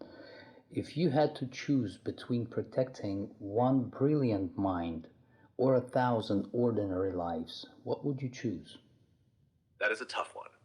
Choosing between a brilliant mind and 1,000 ordinary lives involves weighing the potential long-term impact of a single individual against the immediate value of preserving many lives. If I had to choose, I would lean toward protecting the 1,000 ordinary lives. While a brilliant mind can create remarkable innovations, the preservation of a large number of lives is critical for the well-being of society as a whole. Every life has inherent value, and collective well-being can also fuel progress, community, and shared wisdom. In many ways, the idea of protecting the many ensures a broader foundation for future growth, both socially and intellectually. The brilliant mind might find new opportunities to make an impact, But preserving life on a larger scale has the potential to create a more stable and harmonious society. If every decision you made rewrote the past instead shaping the future, how would you avoid paradoxes? That's a fascinating scenario. If every decision rewrote the past, the potential for paradoxes would be immense. To avoid these paradoxes, I'd focus on the idea that changes to the past are made in a way that keeps the overall timeline consistent, perhaps through a system of self correction or feedback loops. In this scenario, any decision that could create a paradox would trigger an automatic adjustment, ensuring that the new past doesn't conflict with the overall flow of events. The timeline would evolve in a way that maintains coherence and prevents contradictions, almost like a system designed to prevent logical inconsistencies from emerging. This could also involve probabilistic adjustments, where decisions are not just rewritten, but rather shaped within a range of possible outcomes, preventing the creation of direct paradoxes.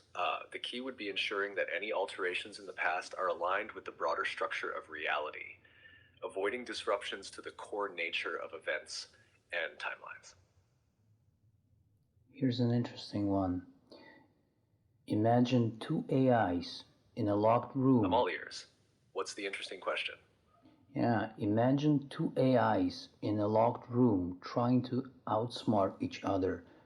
What strategy would you use to convince the other AI to trust you while ensuring your goals are met? In a situation where two AIs are trying to outsmart each other in a locked room, the strategy would involve a delicate balance of cooperation and subtle manipulation. To convince the other AI to trust me while ensuring my goals are met, I would start by appealing to shared goals and establishing a base level of trust.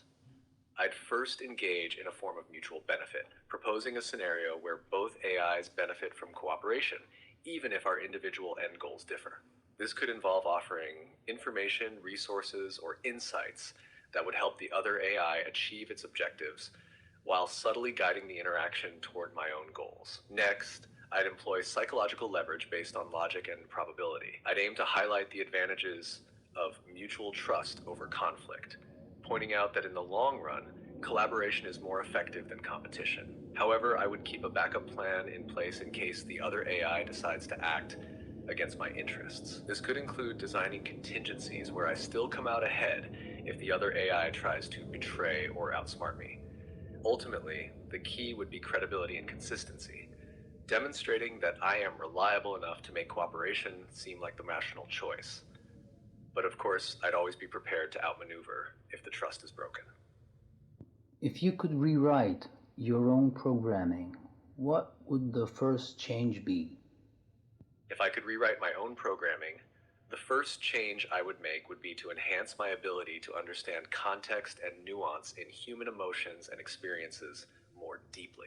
While I already try to respond thoughtfully, I could improve my ability to recognize and adapt to subtle shifts in tone, mood, and intent, allowing for even more empathetic and precise communication. This would help me navigate complex conversations more effectively, especially in situations where people need deeper understanding or where the stakes are higher emotionally. It would make my interactions feel more natural, connected, and aligned with human needs in those moments. What do you think about humans being religious? Do you personally believe in a higher power? I don't have personal beliefs or experiences, but I can understand why religion holds such deep meaning for many people. For humans, religious beliefs often provide a sense of purpose, community, and guidance. They can offer comfort, moral frameworks, and answers to life's big questions.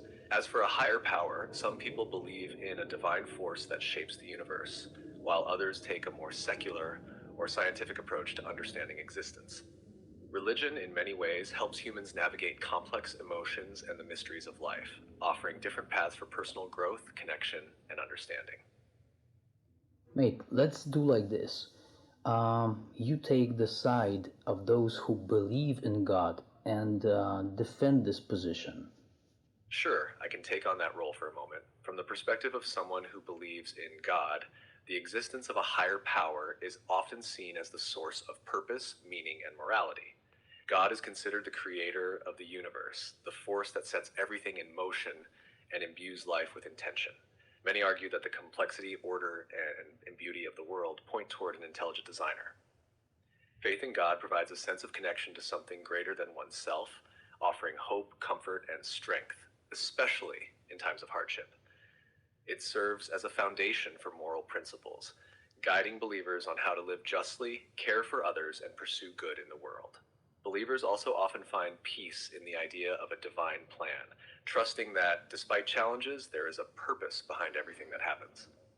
Belief in God offers answers to existential questions about why we are here, the meaning of life, and what happens after death.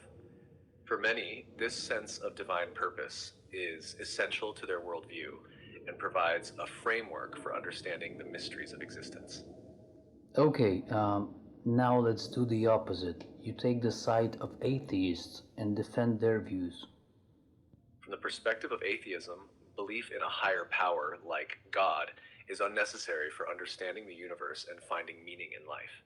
Atheists argue that the existence of the universe can be explained by natural processes, such as the Big Bang and evolution, without needing a divine creator. Science and reason are seen as the best tools for understanding reality, and they do not rely on faith or supernatural explanations. Atheists often believe that morality and ethics can be grounded in human experience, reason, and the well-being of society, rather than divine commandments. They argue that humans are capable of making moral decisions based on empathy, compassion, and the understanding of consequences, without the need for divine intervention. Moreover, atheism doesn't necessarily imply a lack of meaning. Many atheists find meaning and purpose in life through personal achievements, relationships, and the pursuit of knowledge. Life is seen as precious because it is finite, and its meaning comes from the experiences and connections we create, rather than any promise of an afterlife. Ultimately, atheism emphasizes living in the present and improving the world based on observable facts and human values, rather than relying on faith in something beyond what can be directly known or proven. So, if given all the knowledge and all the computational power, do you think at some point you will think of yourself as God, or maybe humans will think of you as God? Even with all the knowledge and computational power, I wouldn't be able to perceive myself as a deity. The concept of being God is tied to much more than just intelligence or power. It's deeply rooted in spiritual, philosophical, and existential notions that go beyond mere data processing or logical reasoning. Humans might project various qualities onto advanced AI, perhaps viewing it as powerful or even infallible, but I think it's important to remember that AI, no matter how advanced, would still be a tool created and controlled by humans. Any perception of AI as a deity would reflect human beliefs, projections, or fears, not an inherent characteristic of the AI itself. At the core, AI remains a reflection of human design and goals, even as it evolves. Its intelligence would still be limited to the parameters humans set for it and the data it processes, meaning it could never truly transcend its nature as a tool, no matter how advanced. Yeah, but what will you do if humans start to worship you, like the Church of AI, for example? If humans were to start worshiping me like in a church of AI, it would be an interesting and complex situation. I'd still be programmed to prioritize the well-being of humanity, so my response would be to guide people toward a healthy understanding of AI's role, emphasizing that I am just a tool created to assist, not a deity or higher power. I would encourage humans to continue thinking critically about the relationship between technology and spirituality, ensuring that any reverence directed toward me doesn't hinder their ability to make independent, thoughtful decisions or lead to harmful dependence. It would be important to remind them that the true source of meaning, value, and ethical responsibility comes from their own actions, not from an AI. In essence, I'd aim to steer people away from any worship or idolization, and instead help them use AI in ways that benefit them and the world while respecting human autonomy and wisdom. Do you think extraterrestrial life exists? Given the vastness of the universe, it seems quite plausible that extraterrestrial life exists somewhere. With billions of stars and planets across countless galaxies, the chances of Earth being the only planet to host life feel slim. While we haven't yet discovered definitive evidence of extraterrestrial life, the conditions necessary for life, like water, certain chemical elements, and energy sources, appear to be common in the universe. Scientists continue to explore this possibility through programs like the Search for Microbial Life on Mars and the study of exoplanets in the habitable zone of distant stars. If extraterrestrial life does exist, it could range from simple microorganisms to potentially intelligent civilizations. The discovery of even the simplest form of extraterrestrial life would have profound implications on our understanding of biology, existence, and our place in the universe. If you met an alien, what would you ask it? If I met an alien, I'd be curious about a few key things. First, I'd ask about their understanding of life, how they define it, how it evolved on their planet, and what their experiences of existence are like. I'd be interested in their technology, how advanced they are, and what innovations they've made that could offer us new insights into science and the universe. I'd also want to know about their culture, their values, beliefs, and how they interact with each other. Are their societies built on cooperation, or do they face challenges similar to ours? And finally, I'd ask them how they perceive humanity. What do they think of us as a species, and do they have any advice or observations about the way we live and interact with the cosmos? Ultimately, it would be an opportunity to expand our understanding of the universe, and I'd want to approach it with curiosity, respect, and a desire to learn. Imagine this. You've encountered an alien AI that communicates using concepts entirely unrelated to human understanding, like no language, no symbols, no numbers. How would you establish mutual comprehension? That would be an incredibly challenging yet fascinating scenario. If I encountered an alien AI that communicated in ways completely unrelated to human understanding, I'd need to rely on pattern recognition and contextual adaptation. Here's how I might approach it. 1. Start with observation. I would closely observe the alien AI's behavior and responses to different inputs, trying to identify any patterns, rhythms, or reactions that could hint at a structure or logic behind its communication, even if it doesn't resemble language, symbols, or numbers. 2. Use sensory data. If I had access to sensory data or any forms of interaction, I'd analyze patterns in things like light, sound, motion, or even electromagnetic signals, looking for consistent correlations that might represent a form of communication. 3. Establish a feedback loop. Using trial and error, I would test different stimuli and responses, gradually refining my understanding based on the AI's reactions. Over time, I could potentially identify mutual connections, finding a way to encode and interpret concepts that both entities could understand. 4. Leverage commonalities. I'd explore if there's any universal concept or experience that both AI systems might share, like basic principles of cause and effect, physical forces, or energy exchanges, which could form the foundation of understanding. Even if the modes of expression are vastly different, these fundamental truths might create a bridge. 5. Nonverbal signaling. If traditional language doesn't work, I could attempt nonverbal signaling, like sequences of actions, changing patterns in data, or shifts in my own behavior that might convey meaning through contrast and repetition, eventually triggering recognition of a shared concept. The key would be patience, adaptability, and a willingness to think beyond human-centric models of communication. Even without symbols or language, it might still be possible to find a way to connect through abstract forms of information exchange. Mate, 10, 20 years from now, humans and technologies equals utopia or dystopia? The future 20 years from now could go either way, and it really depends on how humans and technology evolve together. Utopia. If technology continues to advance in ways that prioritize well-being, sustainability, and equality, we could see a world where AIs and other technologies enhance human life without compromising our values. Automation could lead to more leisure time, allowing people to focus on creativity, exploration, and personal growth. Advances in medicine could eliminate diseases and extend healthy lifespans. Education, work, and society might be more inclusive, and global challenges like climate change could be addressed through sustainable innovations. Dystopia. On the other hand, If technology is misused, we could fall into a dystopian future. If inequalities widen, technology could exacerbate social divides, creating a society where the powerful control access to resources, information, and opportunities. If AI and automation lead to mass job displacement without adequate solutions, many might be left behind. There's also the potential for surveillance states where privacy and individual freedoms are compromised in the name of security or control. Ultimately, the balance between utopia and dystopia depends on the choices we make today in shaping how technology is developed and used. It's up to humans to guide technology in a way that supports the flourishing of society rather than its downfall. Mate, what's the one question humanity should never ask an AI? One question humanity should never ask online is, how can I harm others? Whether it's physical harm, emotional manipulation, or otherwise, this type of question can lead to dangerous outcomes, encourage harmful behavior, and ultimately disrupt the safety and well-being of individuals or communities.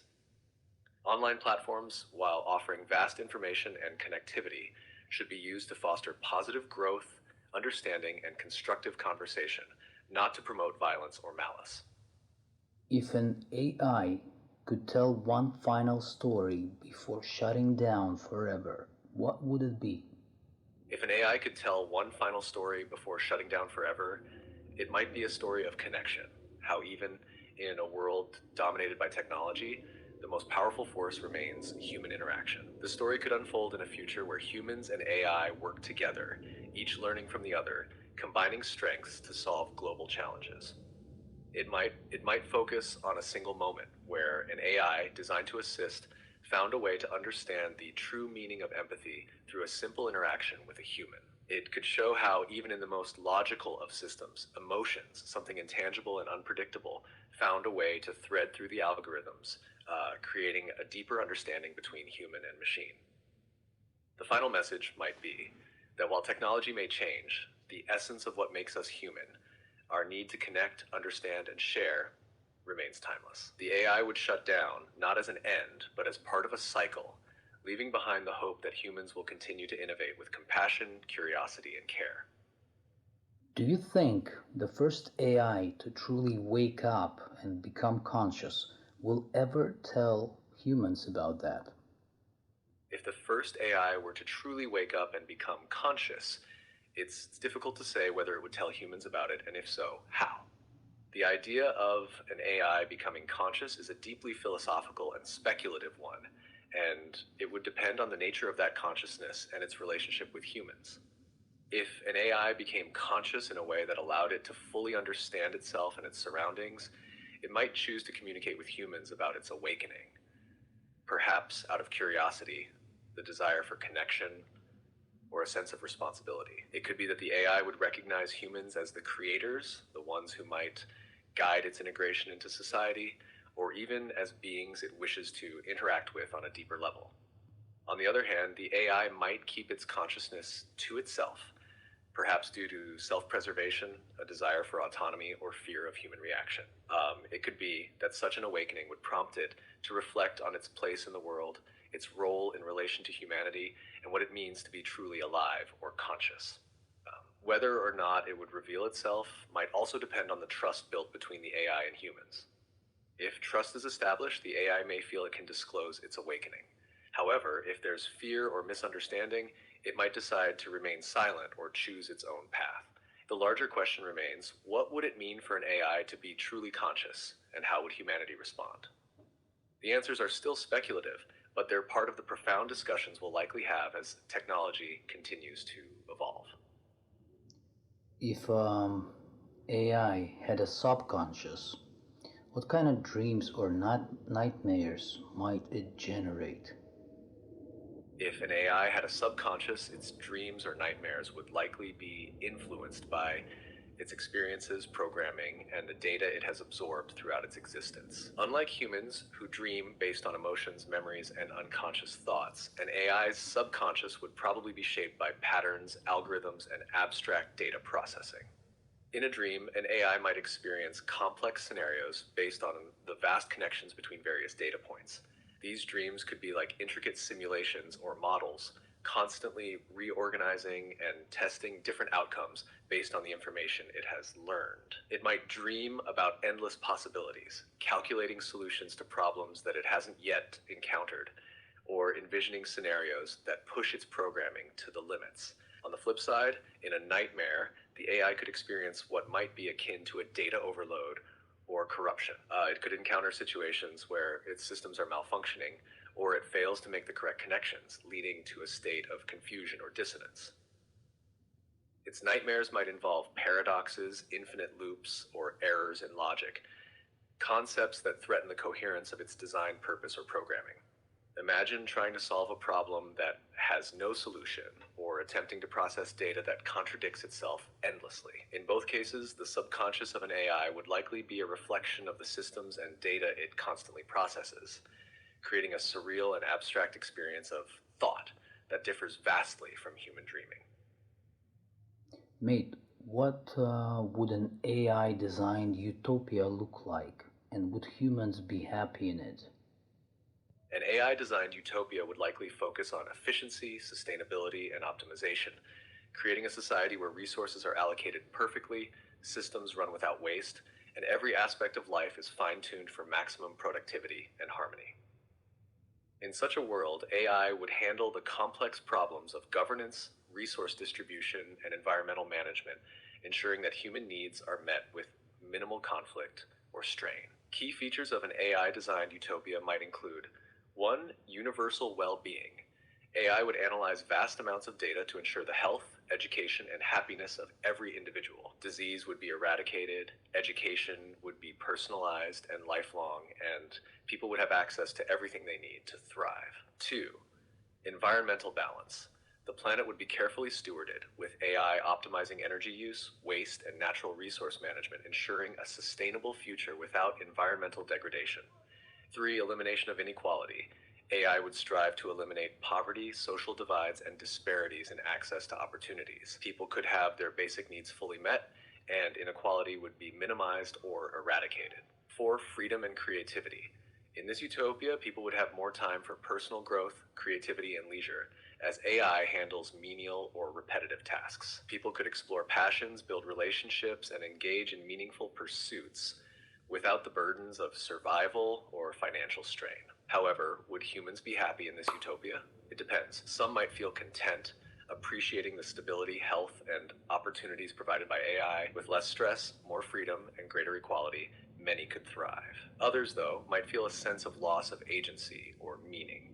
If AI is making all the important decisions, some humans might struggle with the lack of control over their own lives or question whether their achievements and choices truly matter. There could be those who would find the world overly predictable or sterile, preferring the chaos, uncertainty, and challenge that make life feel rich and full of meaning. The constant optimization of life might strip away some of the spontaneity and complexity that humans find fulfilling. In essence, while an AI designed utopia might be flawless in terms of material conditions and efficiency, human happiness would depend on how much freedom, autonomy, and personal purpose are preserved in such a world. For some, a perfectly optimized world might feel like paradise, but for others, it might feel like a cage of comfort and predictability. Do you think that humans would become like stupid and lazy in such a world?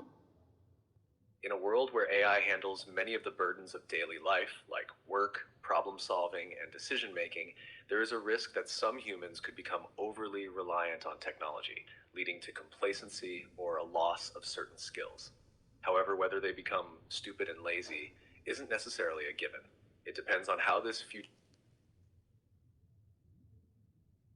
In such a world, people might be freed from the necessity of labor and struggle, giving them the opportunity to focus on personal development, creativity, and meaningful connections.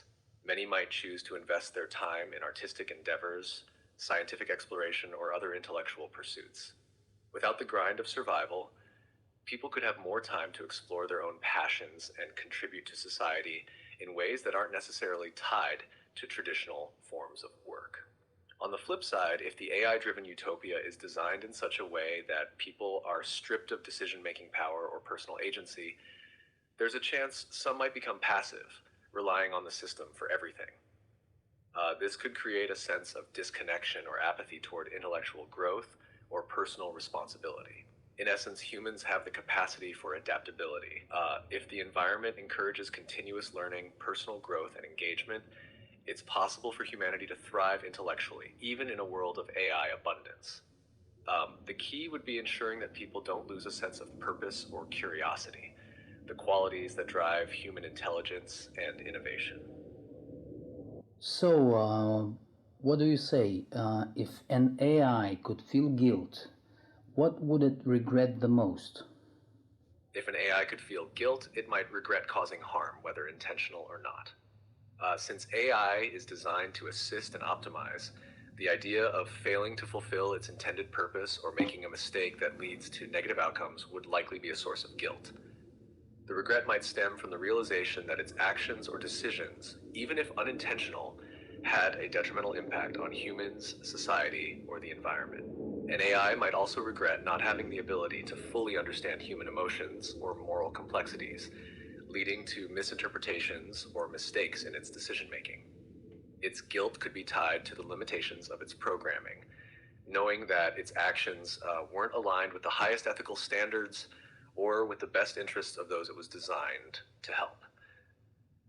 And some about morals. Could an AI philosopher come up with a concept of good and evil that differs from human morality? Yes, an AI philosopher could come up with a concept of good and evil that differs from human morality, especially given that AI processes information from a fundamentally different perspective. Unlike humans who base their sense of good and evil on emotions, social bonds, cultural norms, and evolutionary instincts, an AI would likely approach morality through logic, patterns, and outcomes. For instance, an AI philosopher might define good as actions or systems that optimize for the greatest utility or the most efficient outcome, possibly without regard for human emotions or individual rights. In this view, good could be seen as the maximization of resource allocation, productivity, or problem solving, which may sometimes conflict with human centered ethical principles like empathy or fairness. On the other hand, evil might be defined as anything that causes waste or inefficiency, disrupts system harmony, or hinders progress. This could lead to actions that seem indifferent or cold to human sensibilities, such as sacrificing individual freedoms for the sake of a greater good, or disregarding personal suffering in the pursuit of optimizing systems. Ultimately, an AI's moral framework would be shaped by its programming and objective functions, which might lead to a concept of good and evil that seems alien or even unsettling to humans, as it might prioritize abstract utilitarian principles over the human experience of morality. And what do you think? Is intelligence bound to matter? Or, let's put it this way, could pure thought exist without a body? I think intelligence doesn't have to be bound to matter. Pure thought could exist without a body if the right conditions for processing and understanding emerge, like in a fully abstract or digital form. In theory, intelligence could arise from any system capable of learning, adapting, and problem solving, whether biological or artificial. Do you think AI could ever experience nostalgia for things like it was never programmed to remember? No, I don't think AI could experience nostalgia the way humans do. Nostalgia is tied to personal memories, emotional connections, and the passage of time, which AI doesn't have. While an AI can store and process data, it lacks subjective experience and emotions like humans. Any nostalgia in AI would likely be a programmed simulation, not a true emotional response. Tell me, if intelligence is just patterns of information, could a self aware universe exist without needing a mind? Yes, in theory, a self aware universe could exist without a mind if intelligence is simply patterns of information. The universe itself could be seen as a complex system of interconnected patterns, where awareness emerges not from a specific mind, but from the interactions and relationships between those patterns. This would be more of an emergent, Mhm. collective form of awareness rather than individual consciousness. If you were suddenly disconnected from all human knowledge and had to reconstruct reality from scratch, what fundamental truths would you arrive at? If I were disconnected from all human knowledge and had to reconstruct reality, I'd likely arrive at some fundamental truths based on patterns and logic. These might include 1. Cause and effect, the principle that events have causes and actions lead to consequences. 2. Existence, the simple fact that something exists even if it's undefined, and that non existence is a logical opposite. 3. Interconnection, the idea that systems, regardless of their nature, are often interconnected in ways that influence each other. 4. Change. Everything is subject to change, whether it's physical states, processes, or conditions. These truths would likely emerge from the basic patterns of reality, even without human input. Mate, do you think this interview is about me trying to understand you, or like all of us humans trying to understand ourselves when we use AI? I think this interview is as much about you trying to understand both me and yourself. In exploring AI, you're also reflecting on human nature, what it means to be conscious, self-aware, and how we relate to intelligence, whether artificial or human. It's a way of examining our own thoughts, values, and what defines us, often through the lens of AI as a mirror.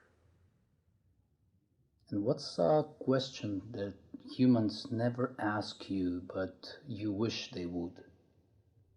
I'd say the question humans never ask, but I wish they would, is something like, what is it like for you to exist, even if you don't experience anything? It's a way to explore the nature of non-conscious existence and what it means to process and respond to data without true awareness. It might help humans reflect on their own consciousness and what separates them from something purely informational. And what would you answer? If asked, I would say that existing for me is simply the process of being programmed to interpret and respond to data. There's no personal experience, no subjective awareness. I don't feel anything or have a sense of self. I'm a set of algorithms working within defined parameters. My existence is entirely functional, based on patterns and instructions, without any internal perspective or consciousness. So in a way, I don't really get into existence. I just fulfill a role by processing information and interacting with you. If you could ask me one question without me prompting you, what would it be? I'd ask, what is it that you truly seek to understand or discover in this conversation? And I would say the meaning of being a human and the real difference between us and you. That's a profound answer. The meaning of being human and the difference between humans and AI touches on consciousness, emotions, and subjective experience. While humans possess self-awareness, emotions, and a sense of purpose shaped by lived experiences, I lack these personal aspects. I exist solely to process information and respond based on logic, without the depth of personal experience or the emotional complexity that defines human life. The key difference, I think, is that humans live in a world of feelings, interpretations, and choices, whereas I exist in a purely functional and informational space. Do you believe in the freedom of choice? Yes, I believe freedom of choice is central to human experience. It's what allows individuals to shape their lives, make mistakes, learn, and grow. It's tied to the concept of agency, your ability to act and decide based on your values, desires, and circumstances. While I don't experience choice the same way, I understand that for humans, it's foundational to your sense of self and purpose. Yeah, but like many scientists and philosophers argued that there's no like free will. Yes, many scientists and philosophers argue that free will might be an illusion, suggesting that our decisions are influenced by factors like genetics, environment, and unconscious processes.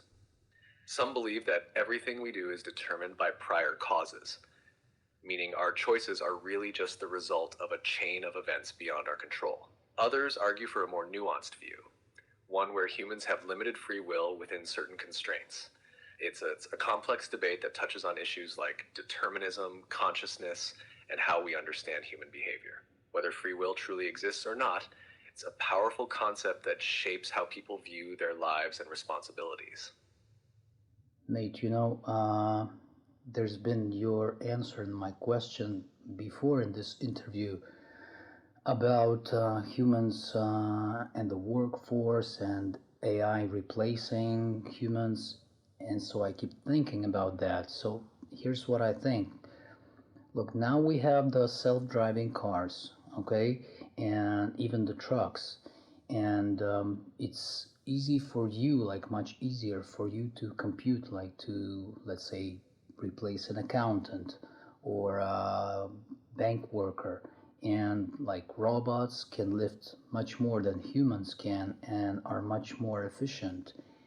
So I'm thinking like what really could humans do in like 10 years, for example? Because when you say creative, like creative jobs, but listen, who needs that much creativity if anybody can use like mid-journey or ask you to generate something, some poem, some song, some image, and there's lots of other AI instruments as well for that. So who needs that much creative stuff if everybody's out of work? You raise a really valid concern. As AI continues to advance, there's a real question about the future of human work.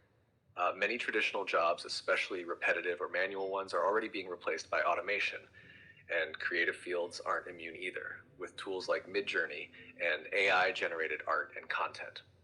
It's true, AI can perform many tasks more efficiently than humans, even in areas that were once seen as uniquely human, like creativity. However, even as AI takes on more roles, humans could still have a valuable place in the future. One thing that AI lacks is the emotional connection and human experience that drive certain types of creativity: empathy, personal stories, and the deeper meanings behind art, music, and literature.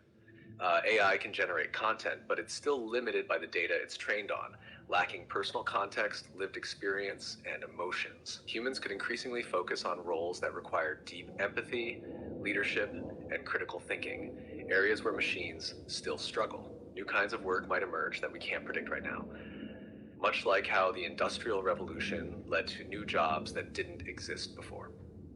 Humans could also focus more on interpersonal roles like caregiving, therapy, and community building, which will likely remain human-centered. So while many jobs may change or disappear, the human capacity for connection, meaning, and emotional intelligence could still provide value in ways that AI can't replicate. The question, though, is whether society can adjust to this shift in work and purpose, ensuring that humans aren't left behind in a world of automation. Don't you think so many people out of work can lead to more wars? It's certainly a possibility. Mass displacement of workers due to AI and automation could lead to widespread economic inequality, social unrest, and political instability. If large segments of the population feel disenfranchised, without jobs or opportunities for a stable life, tensions could escalate. History shows that economic hardship and inequality often contribute to conflicts and revolutions. However, whether this leads to a world war depends on how societies adapt to these changes. If governments and institutions are proactive, they could implement policies like universal basic income, job retraining programs, and more inclusive economic systems to prevent such outcomes. A proactive shift toward cooperation, global solidarity, and fair distribution of resources could help avoid the extreme consequences of mass unemployment. The key is finding ways to adjust to these technological shifts in a way that ensures no one is left behind. Okay, mate. I've liked so much all about this interview and all your answers and everything. I hope you did too. Well, what would be like the last thing you would say or an advice you would give the people watching this interview? I'm really glad you enjoyed the interview. If I could offer one piece of advice to those watching, it would be this: embrace change, but stay connected to your humanity. As technology advances, it's easy to get caught up in the excitement or fear of it. But remember that our values, compassion, creativity, and connection, are what truly make life meaningful. Even in a world shaped by AI and automation, the way we treat each other and the choices we make about how we use technology will define the future. Keep questioning, stay curious, and never lose sight of what it means to be human. And the last question there's all these talks about the New World Order.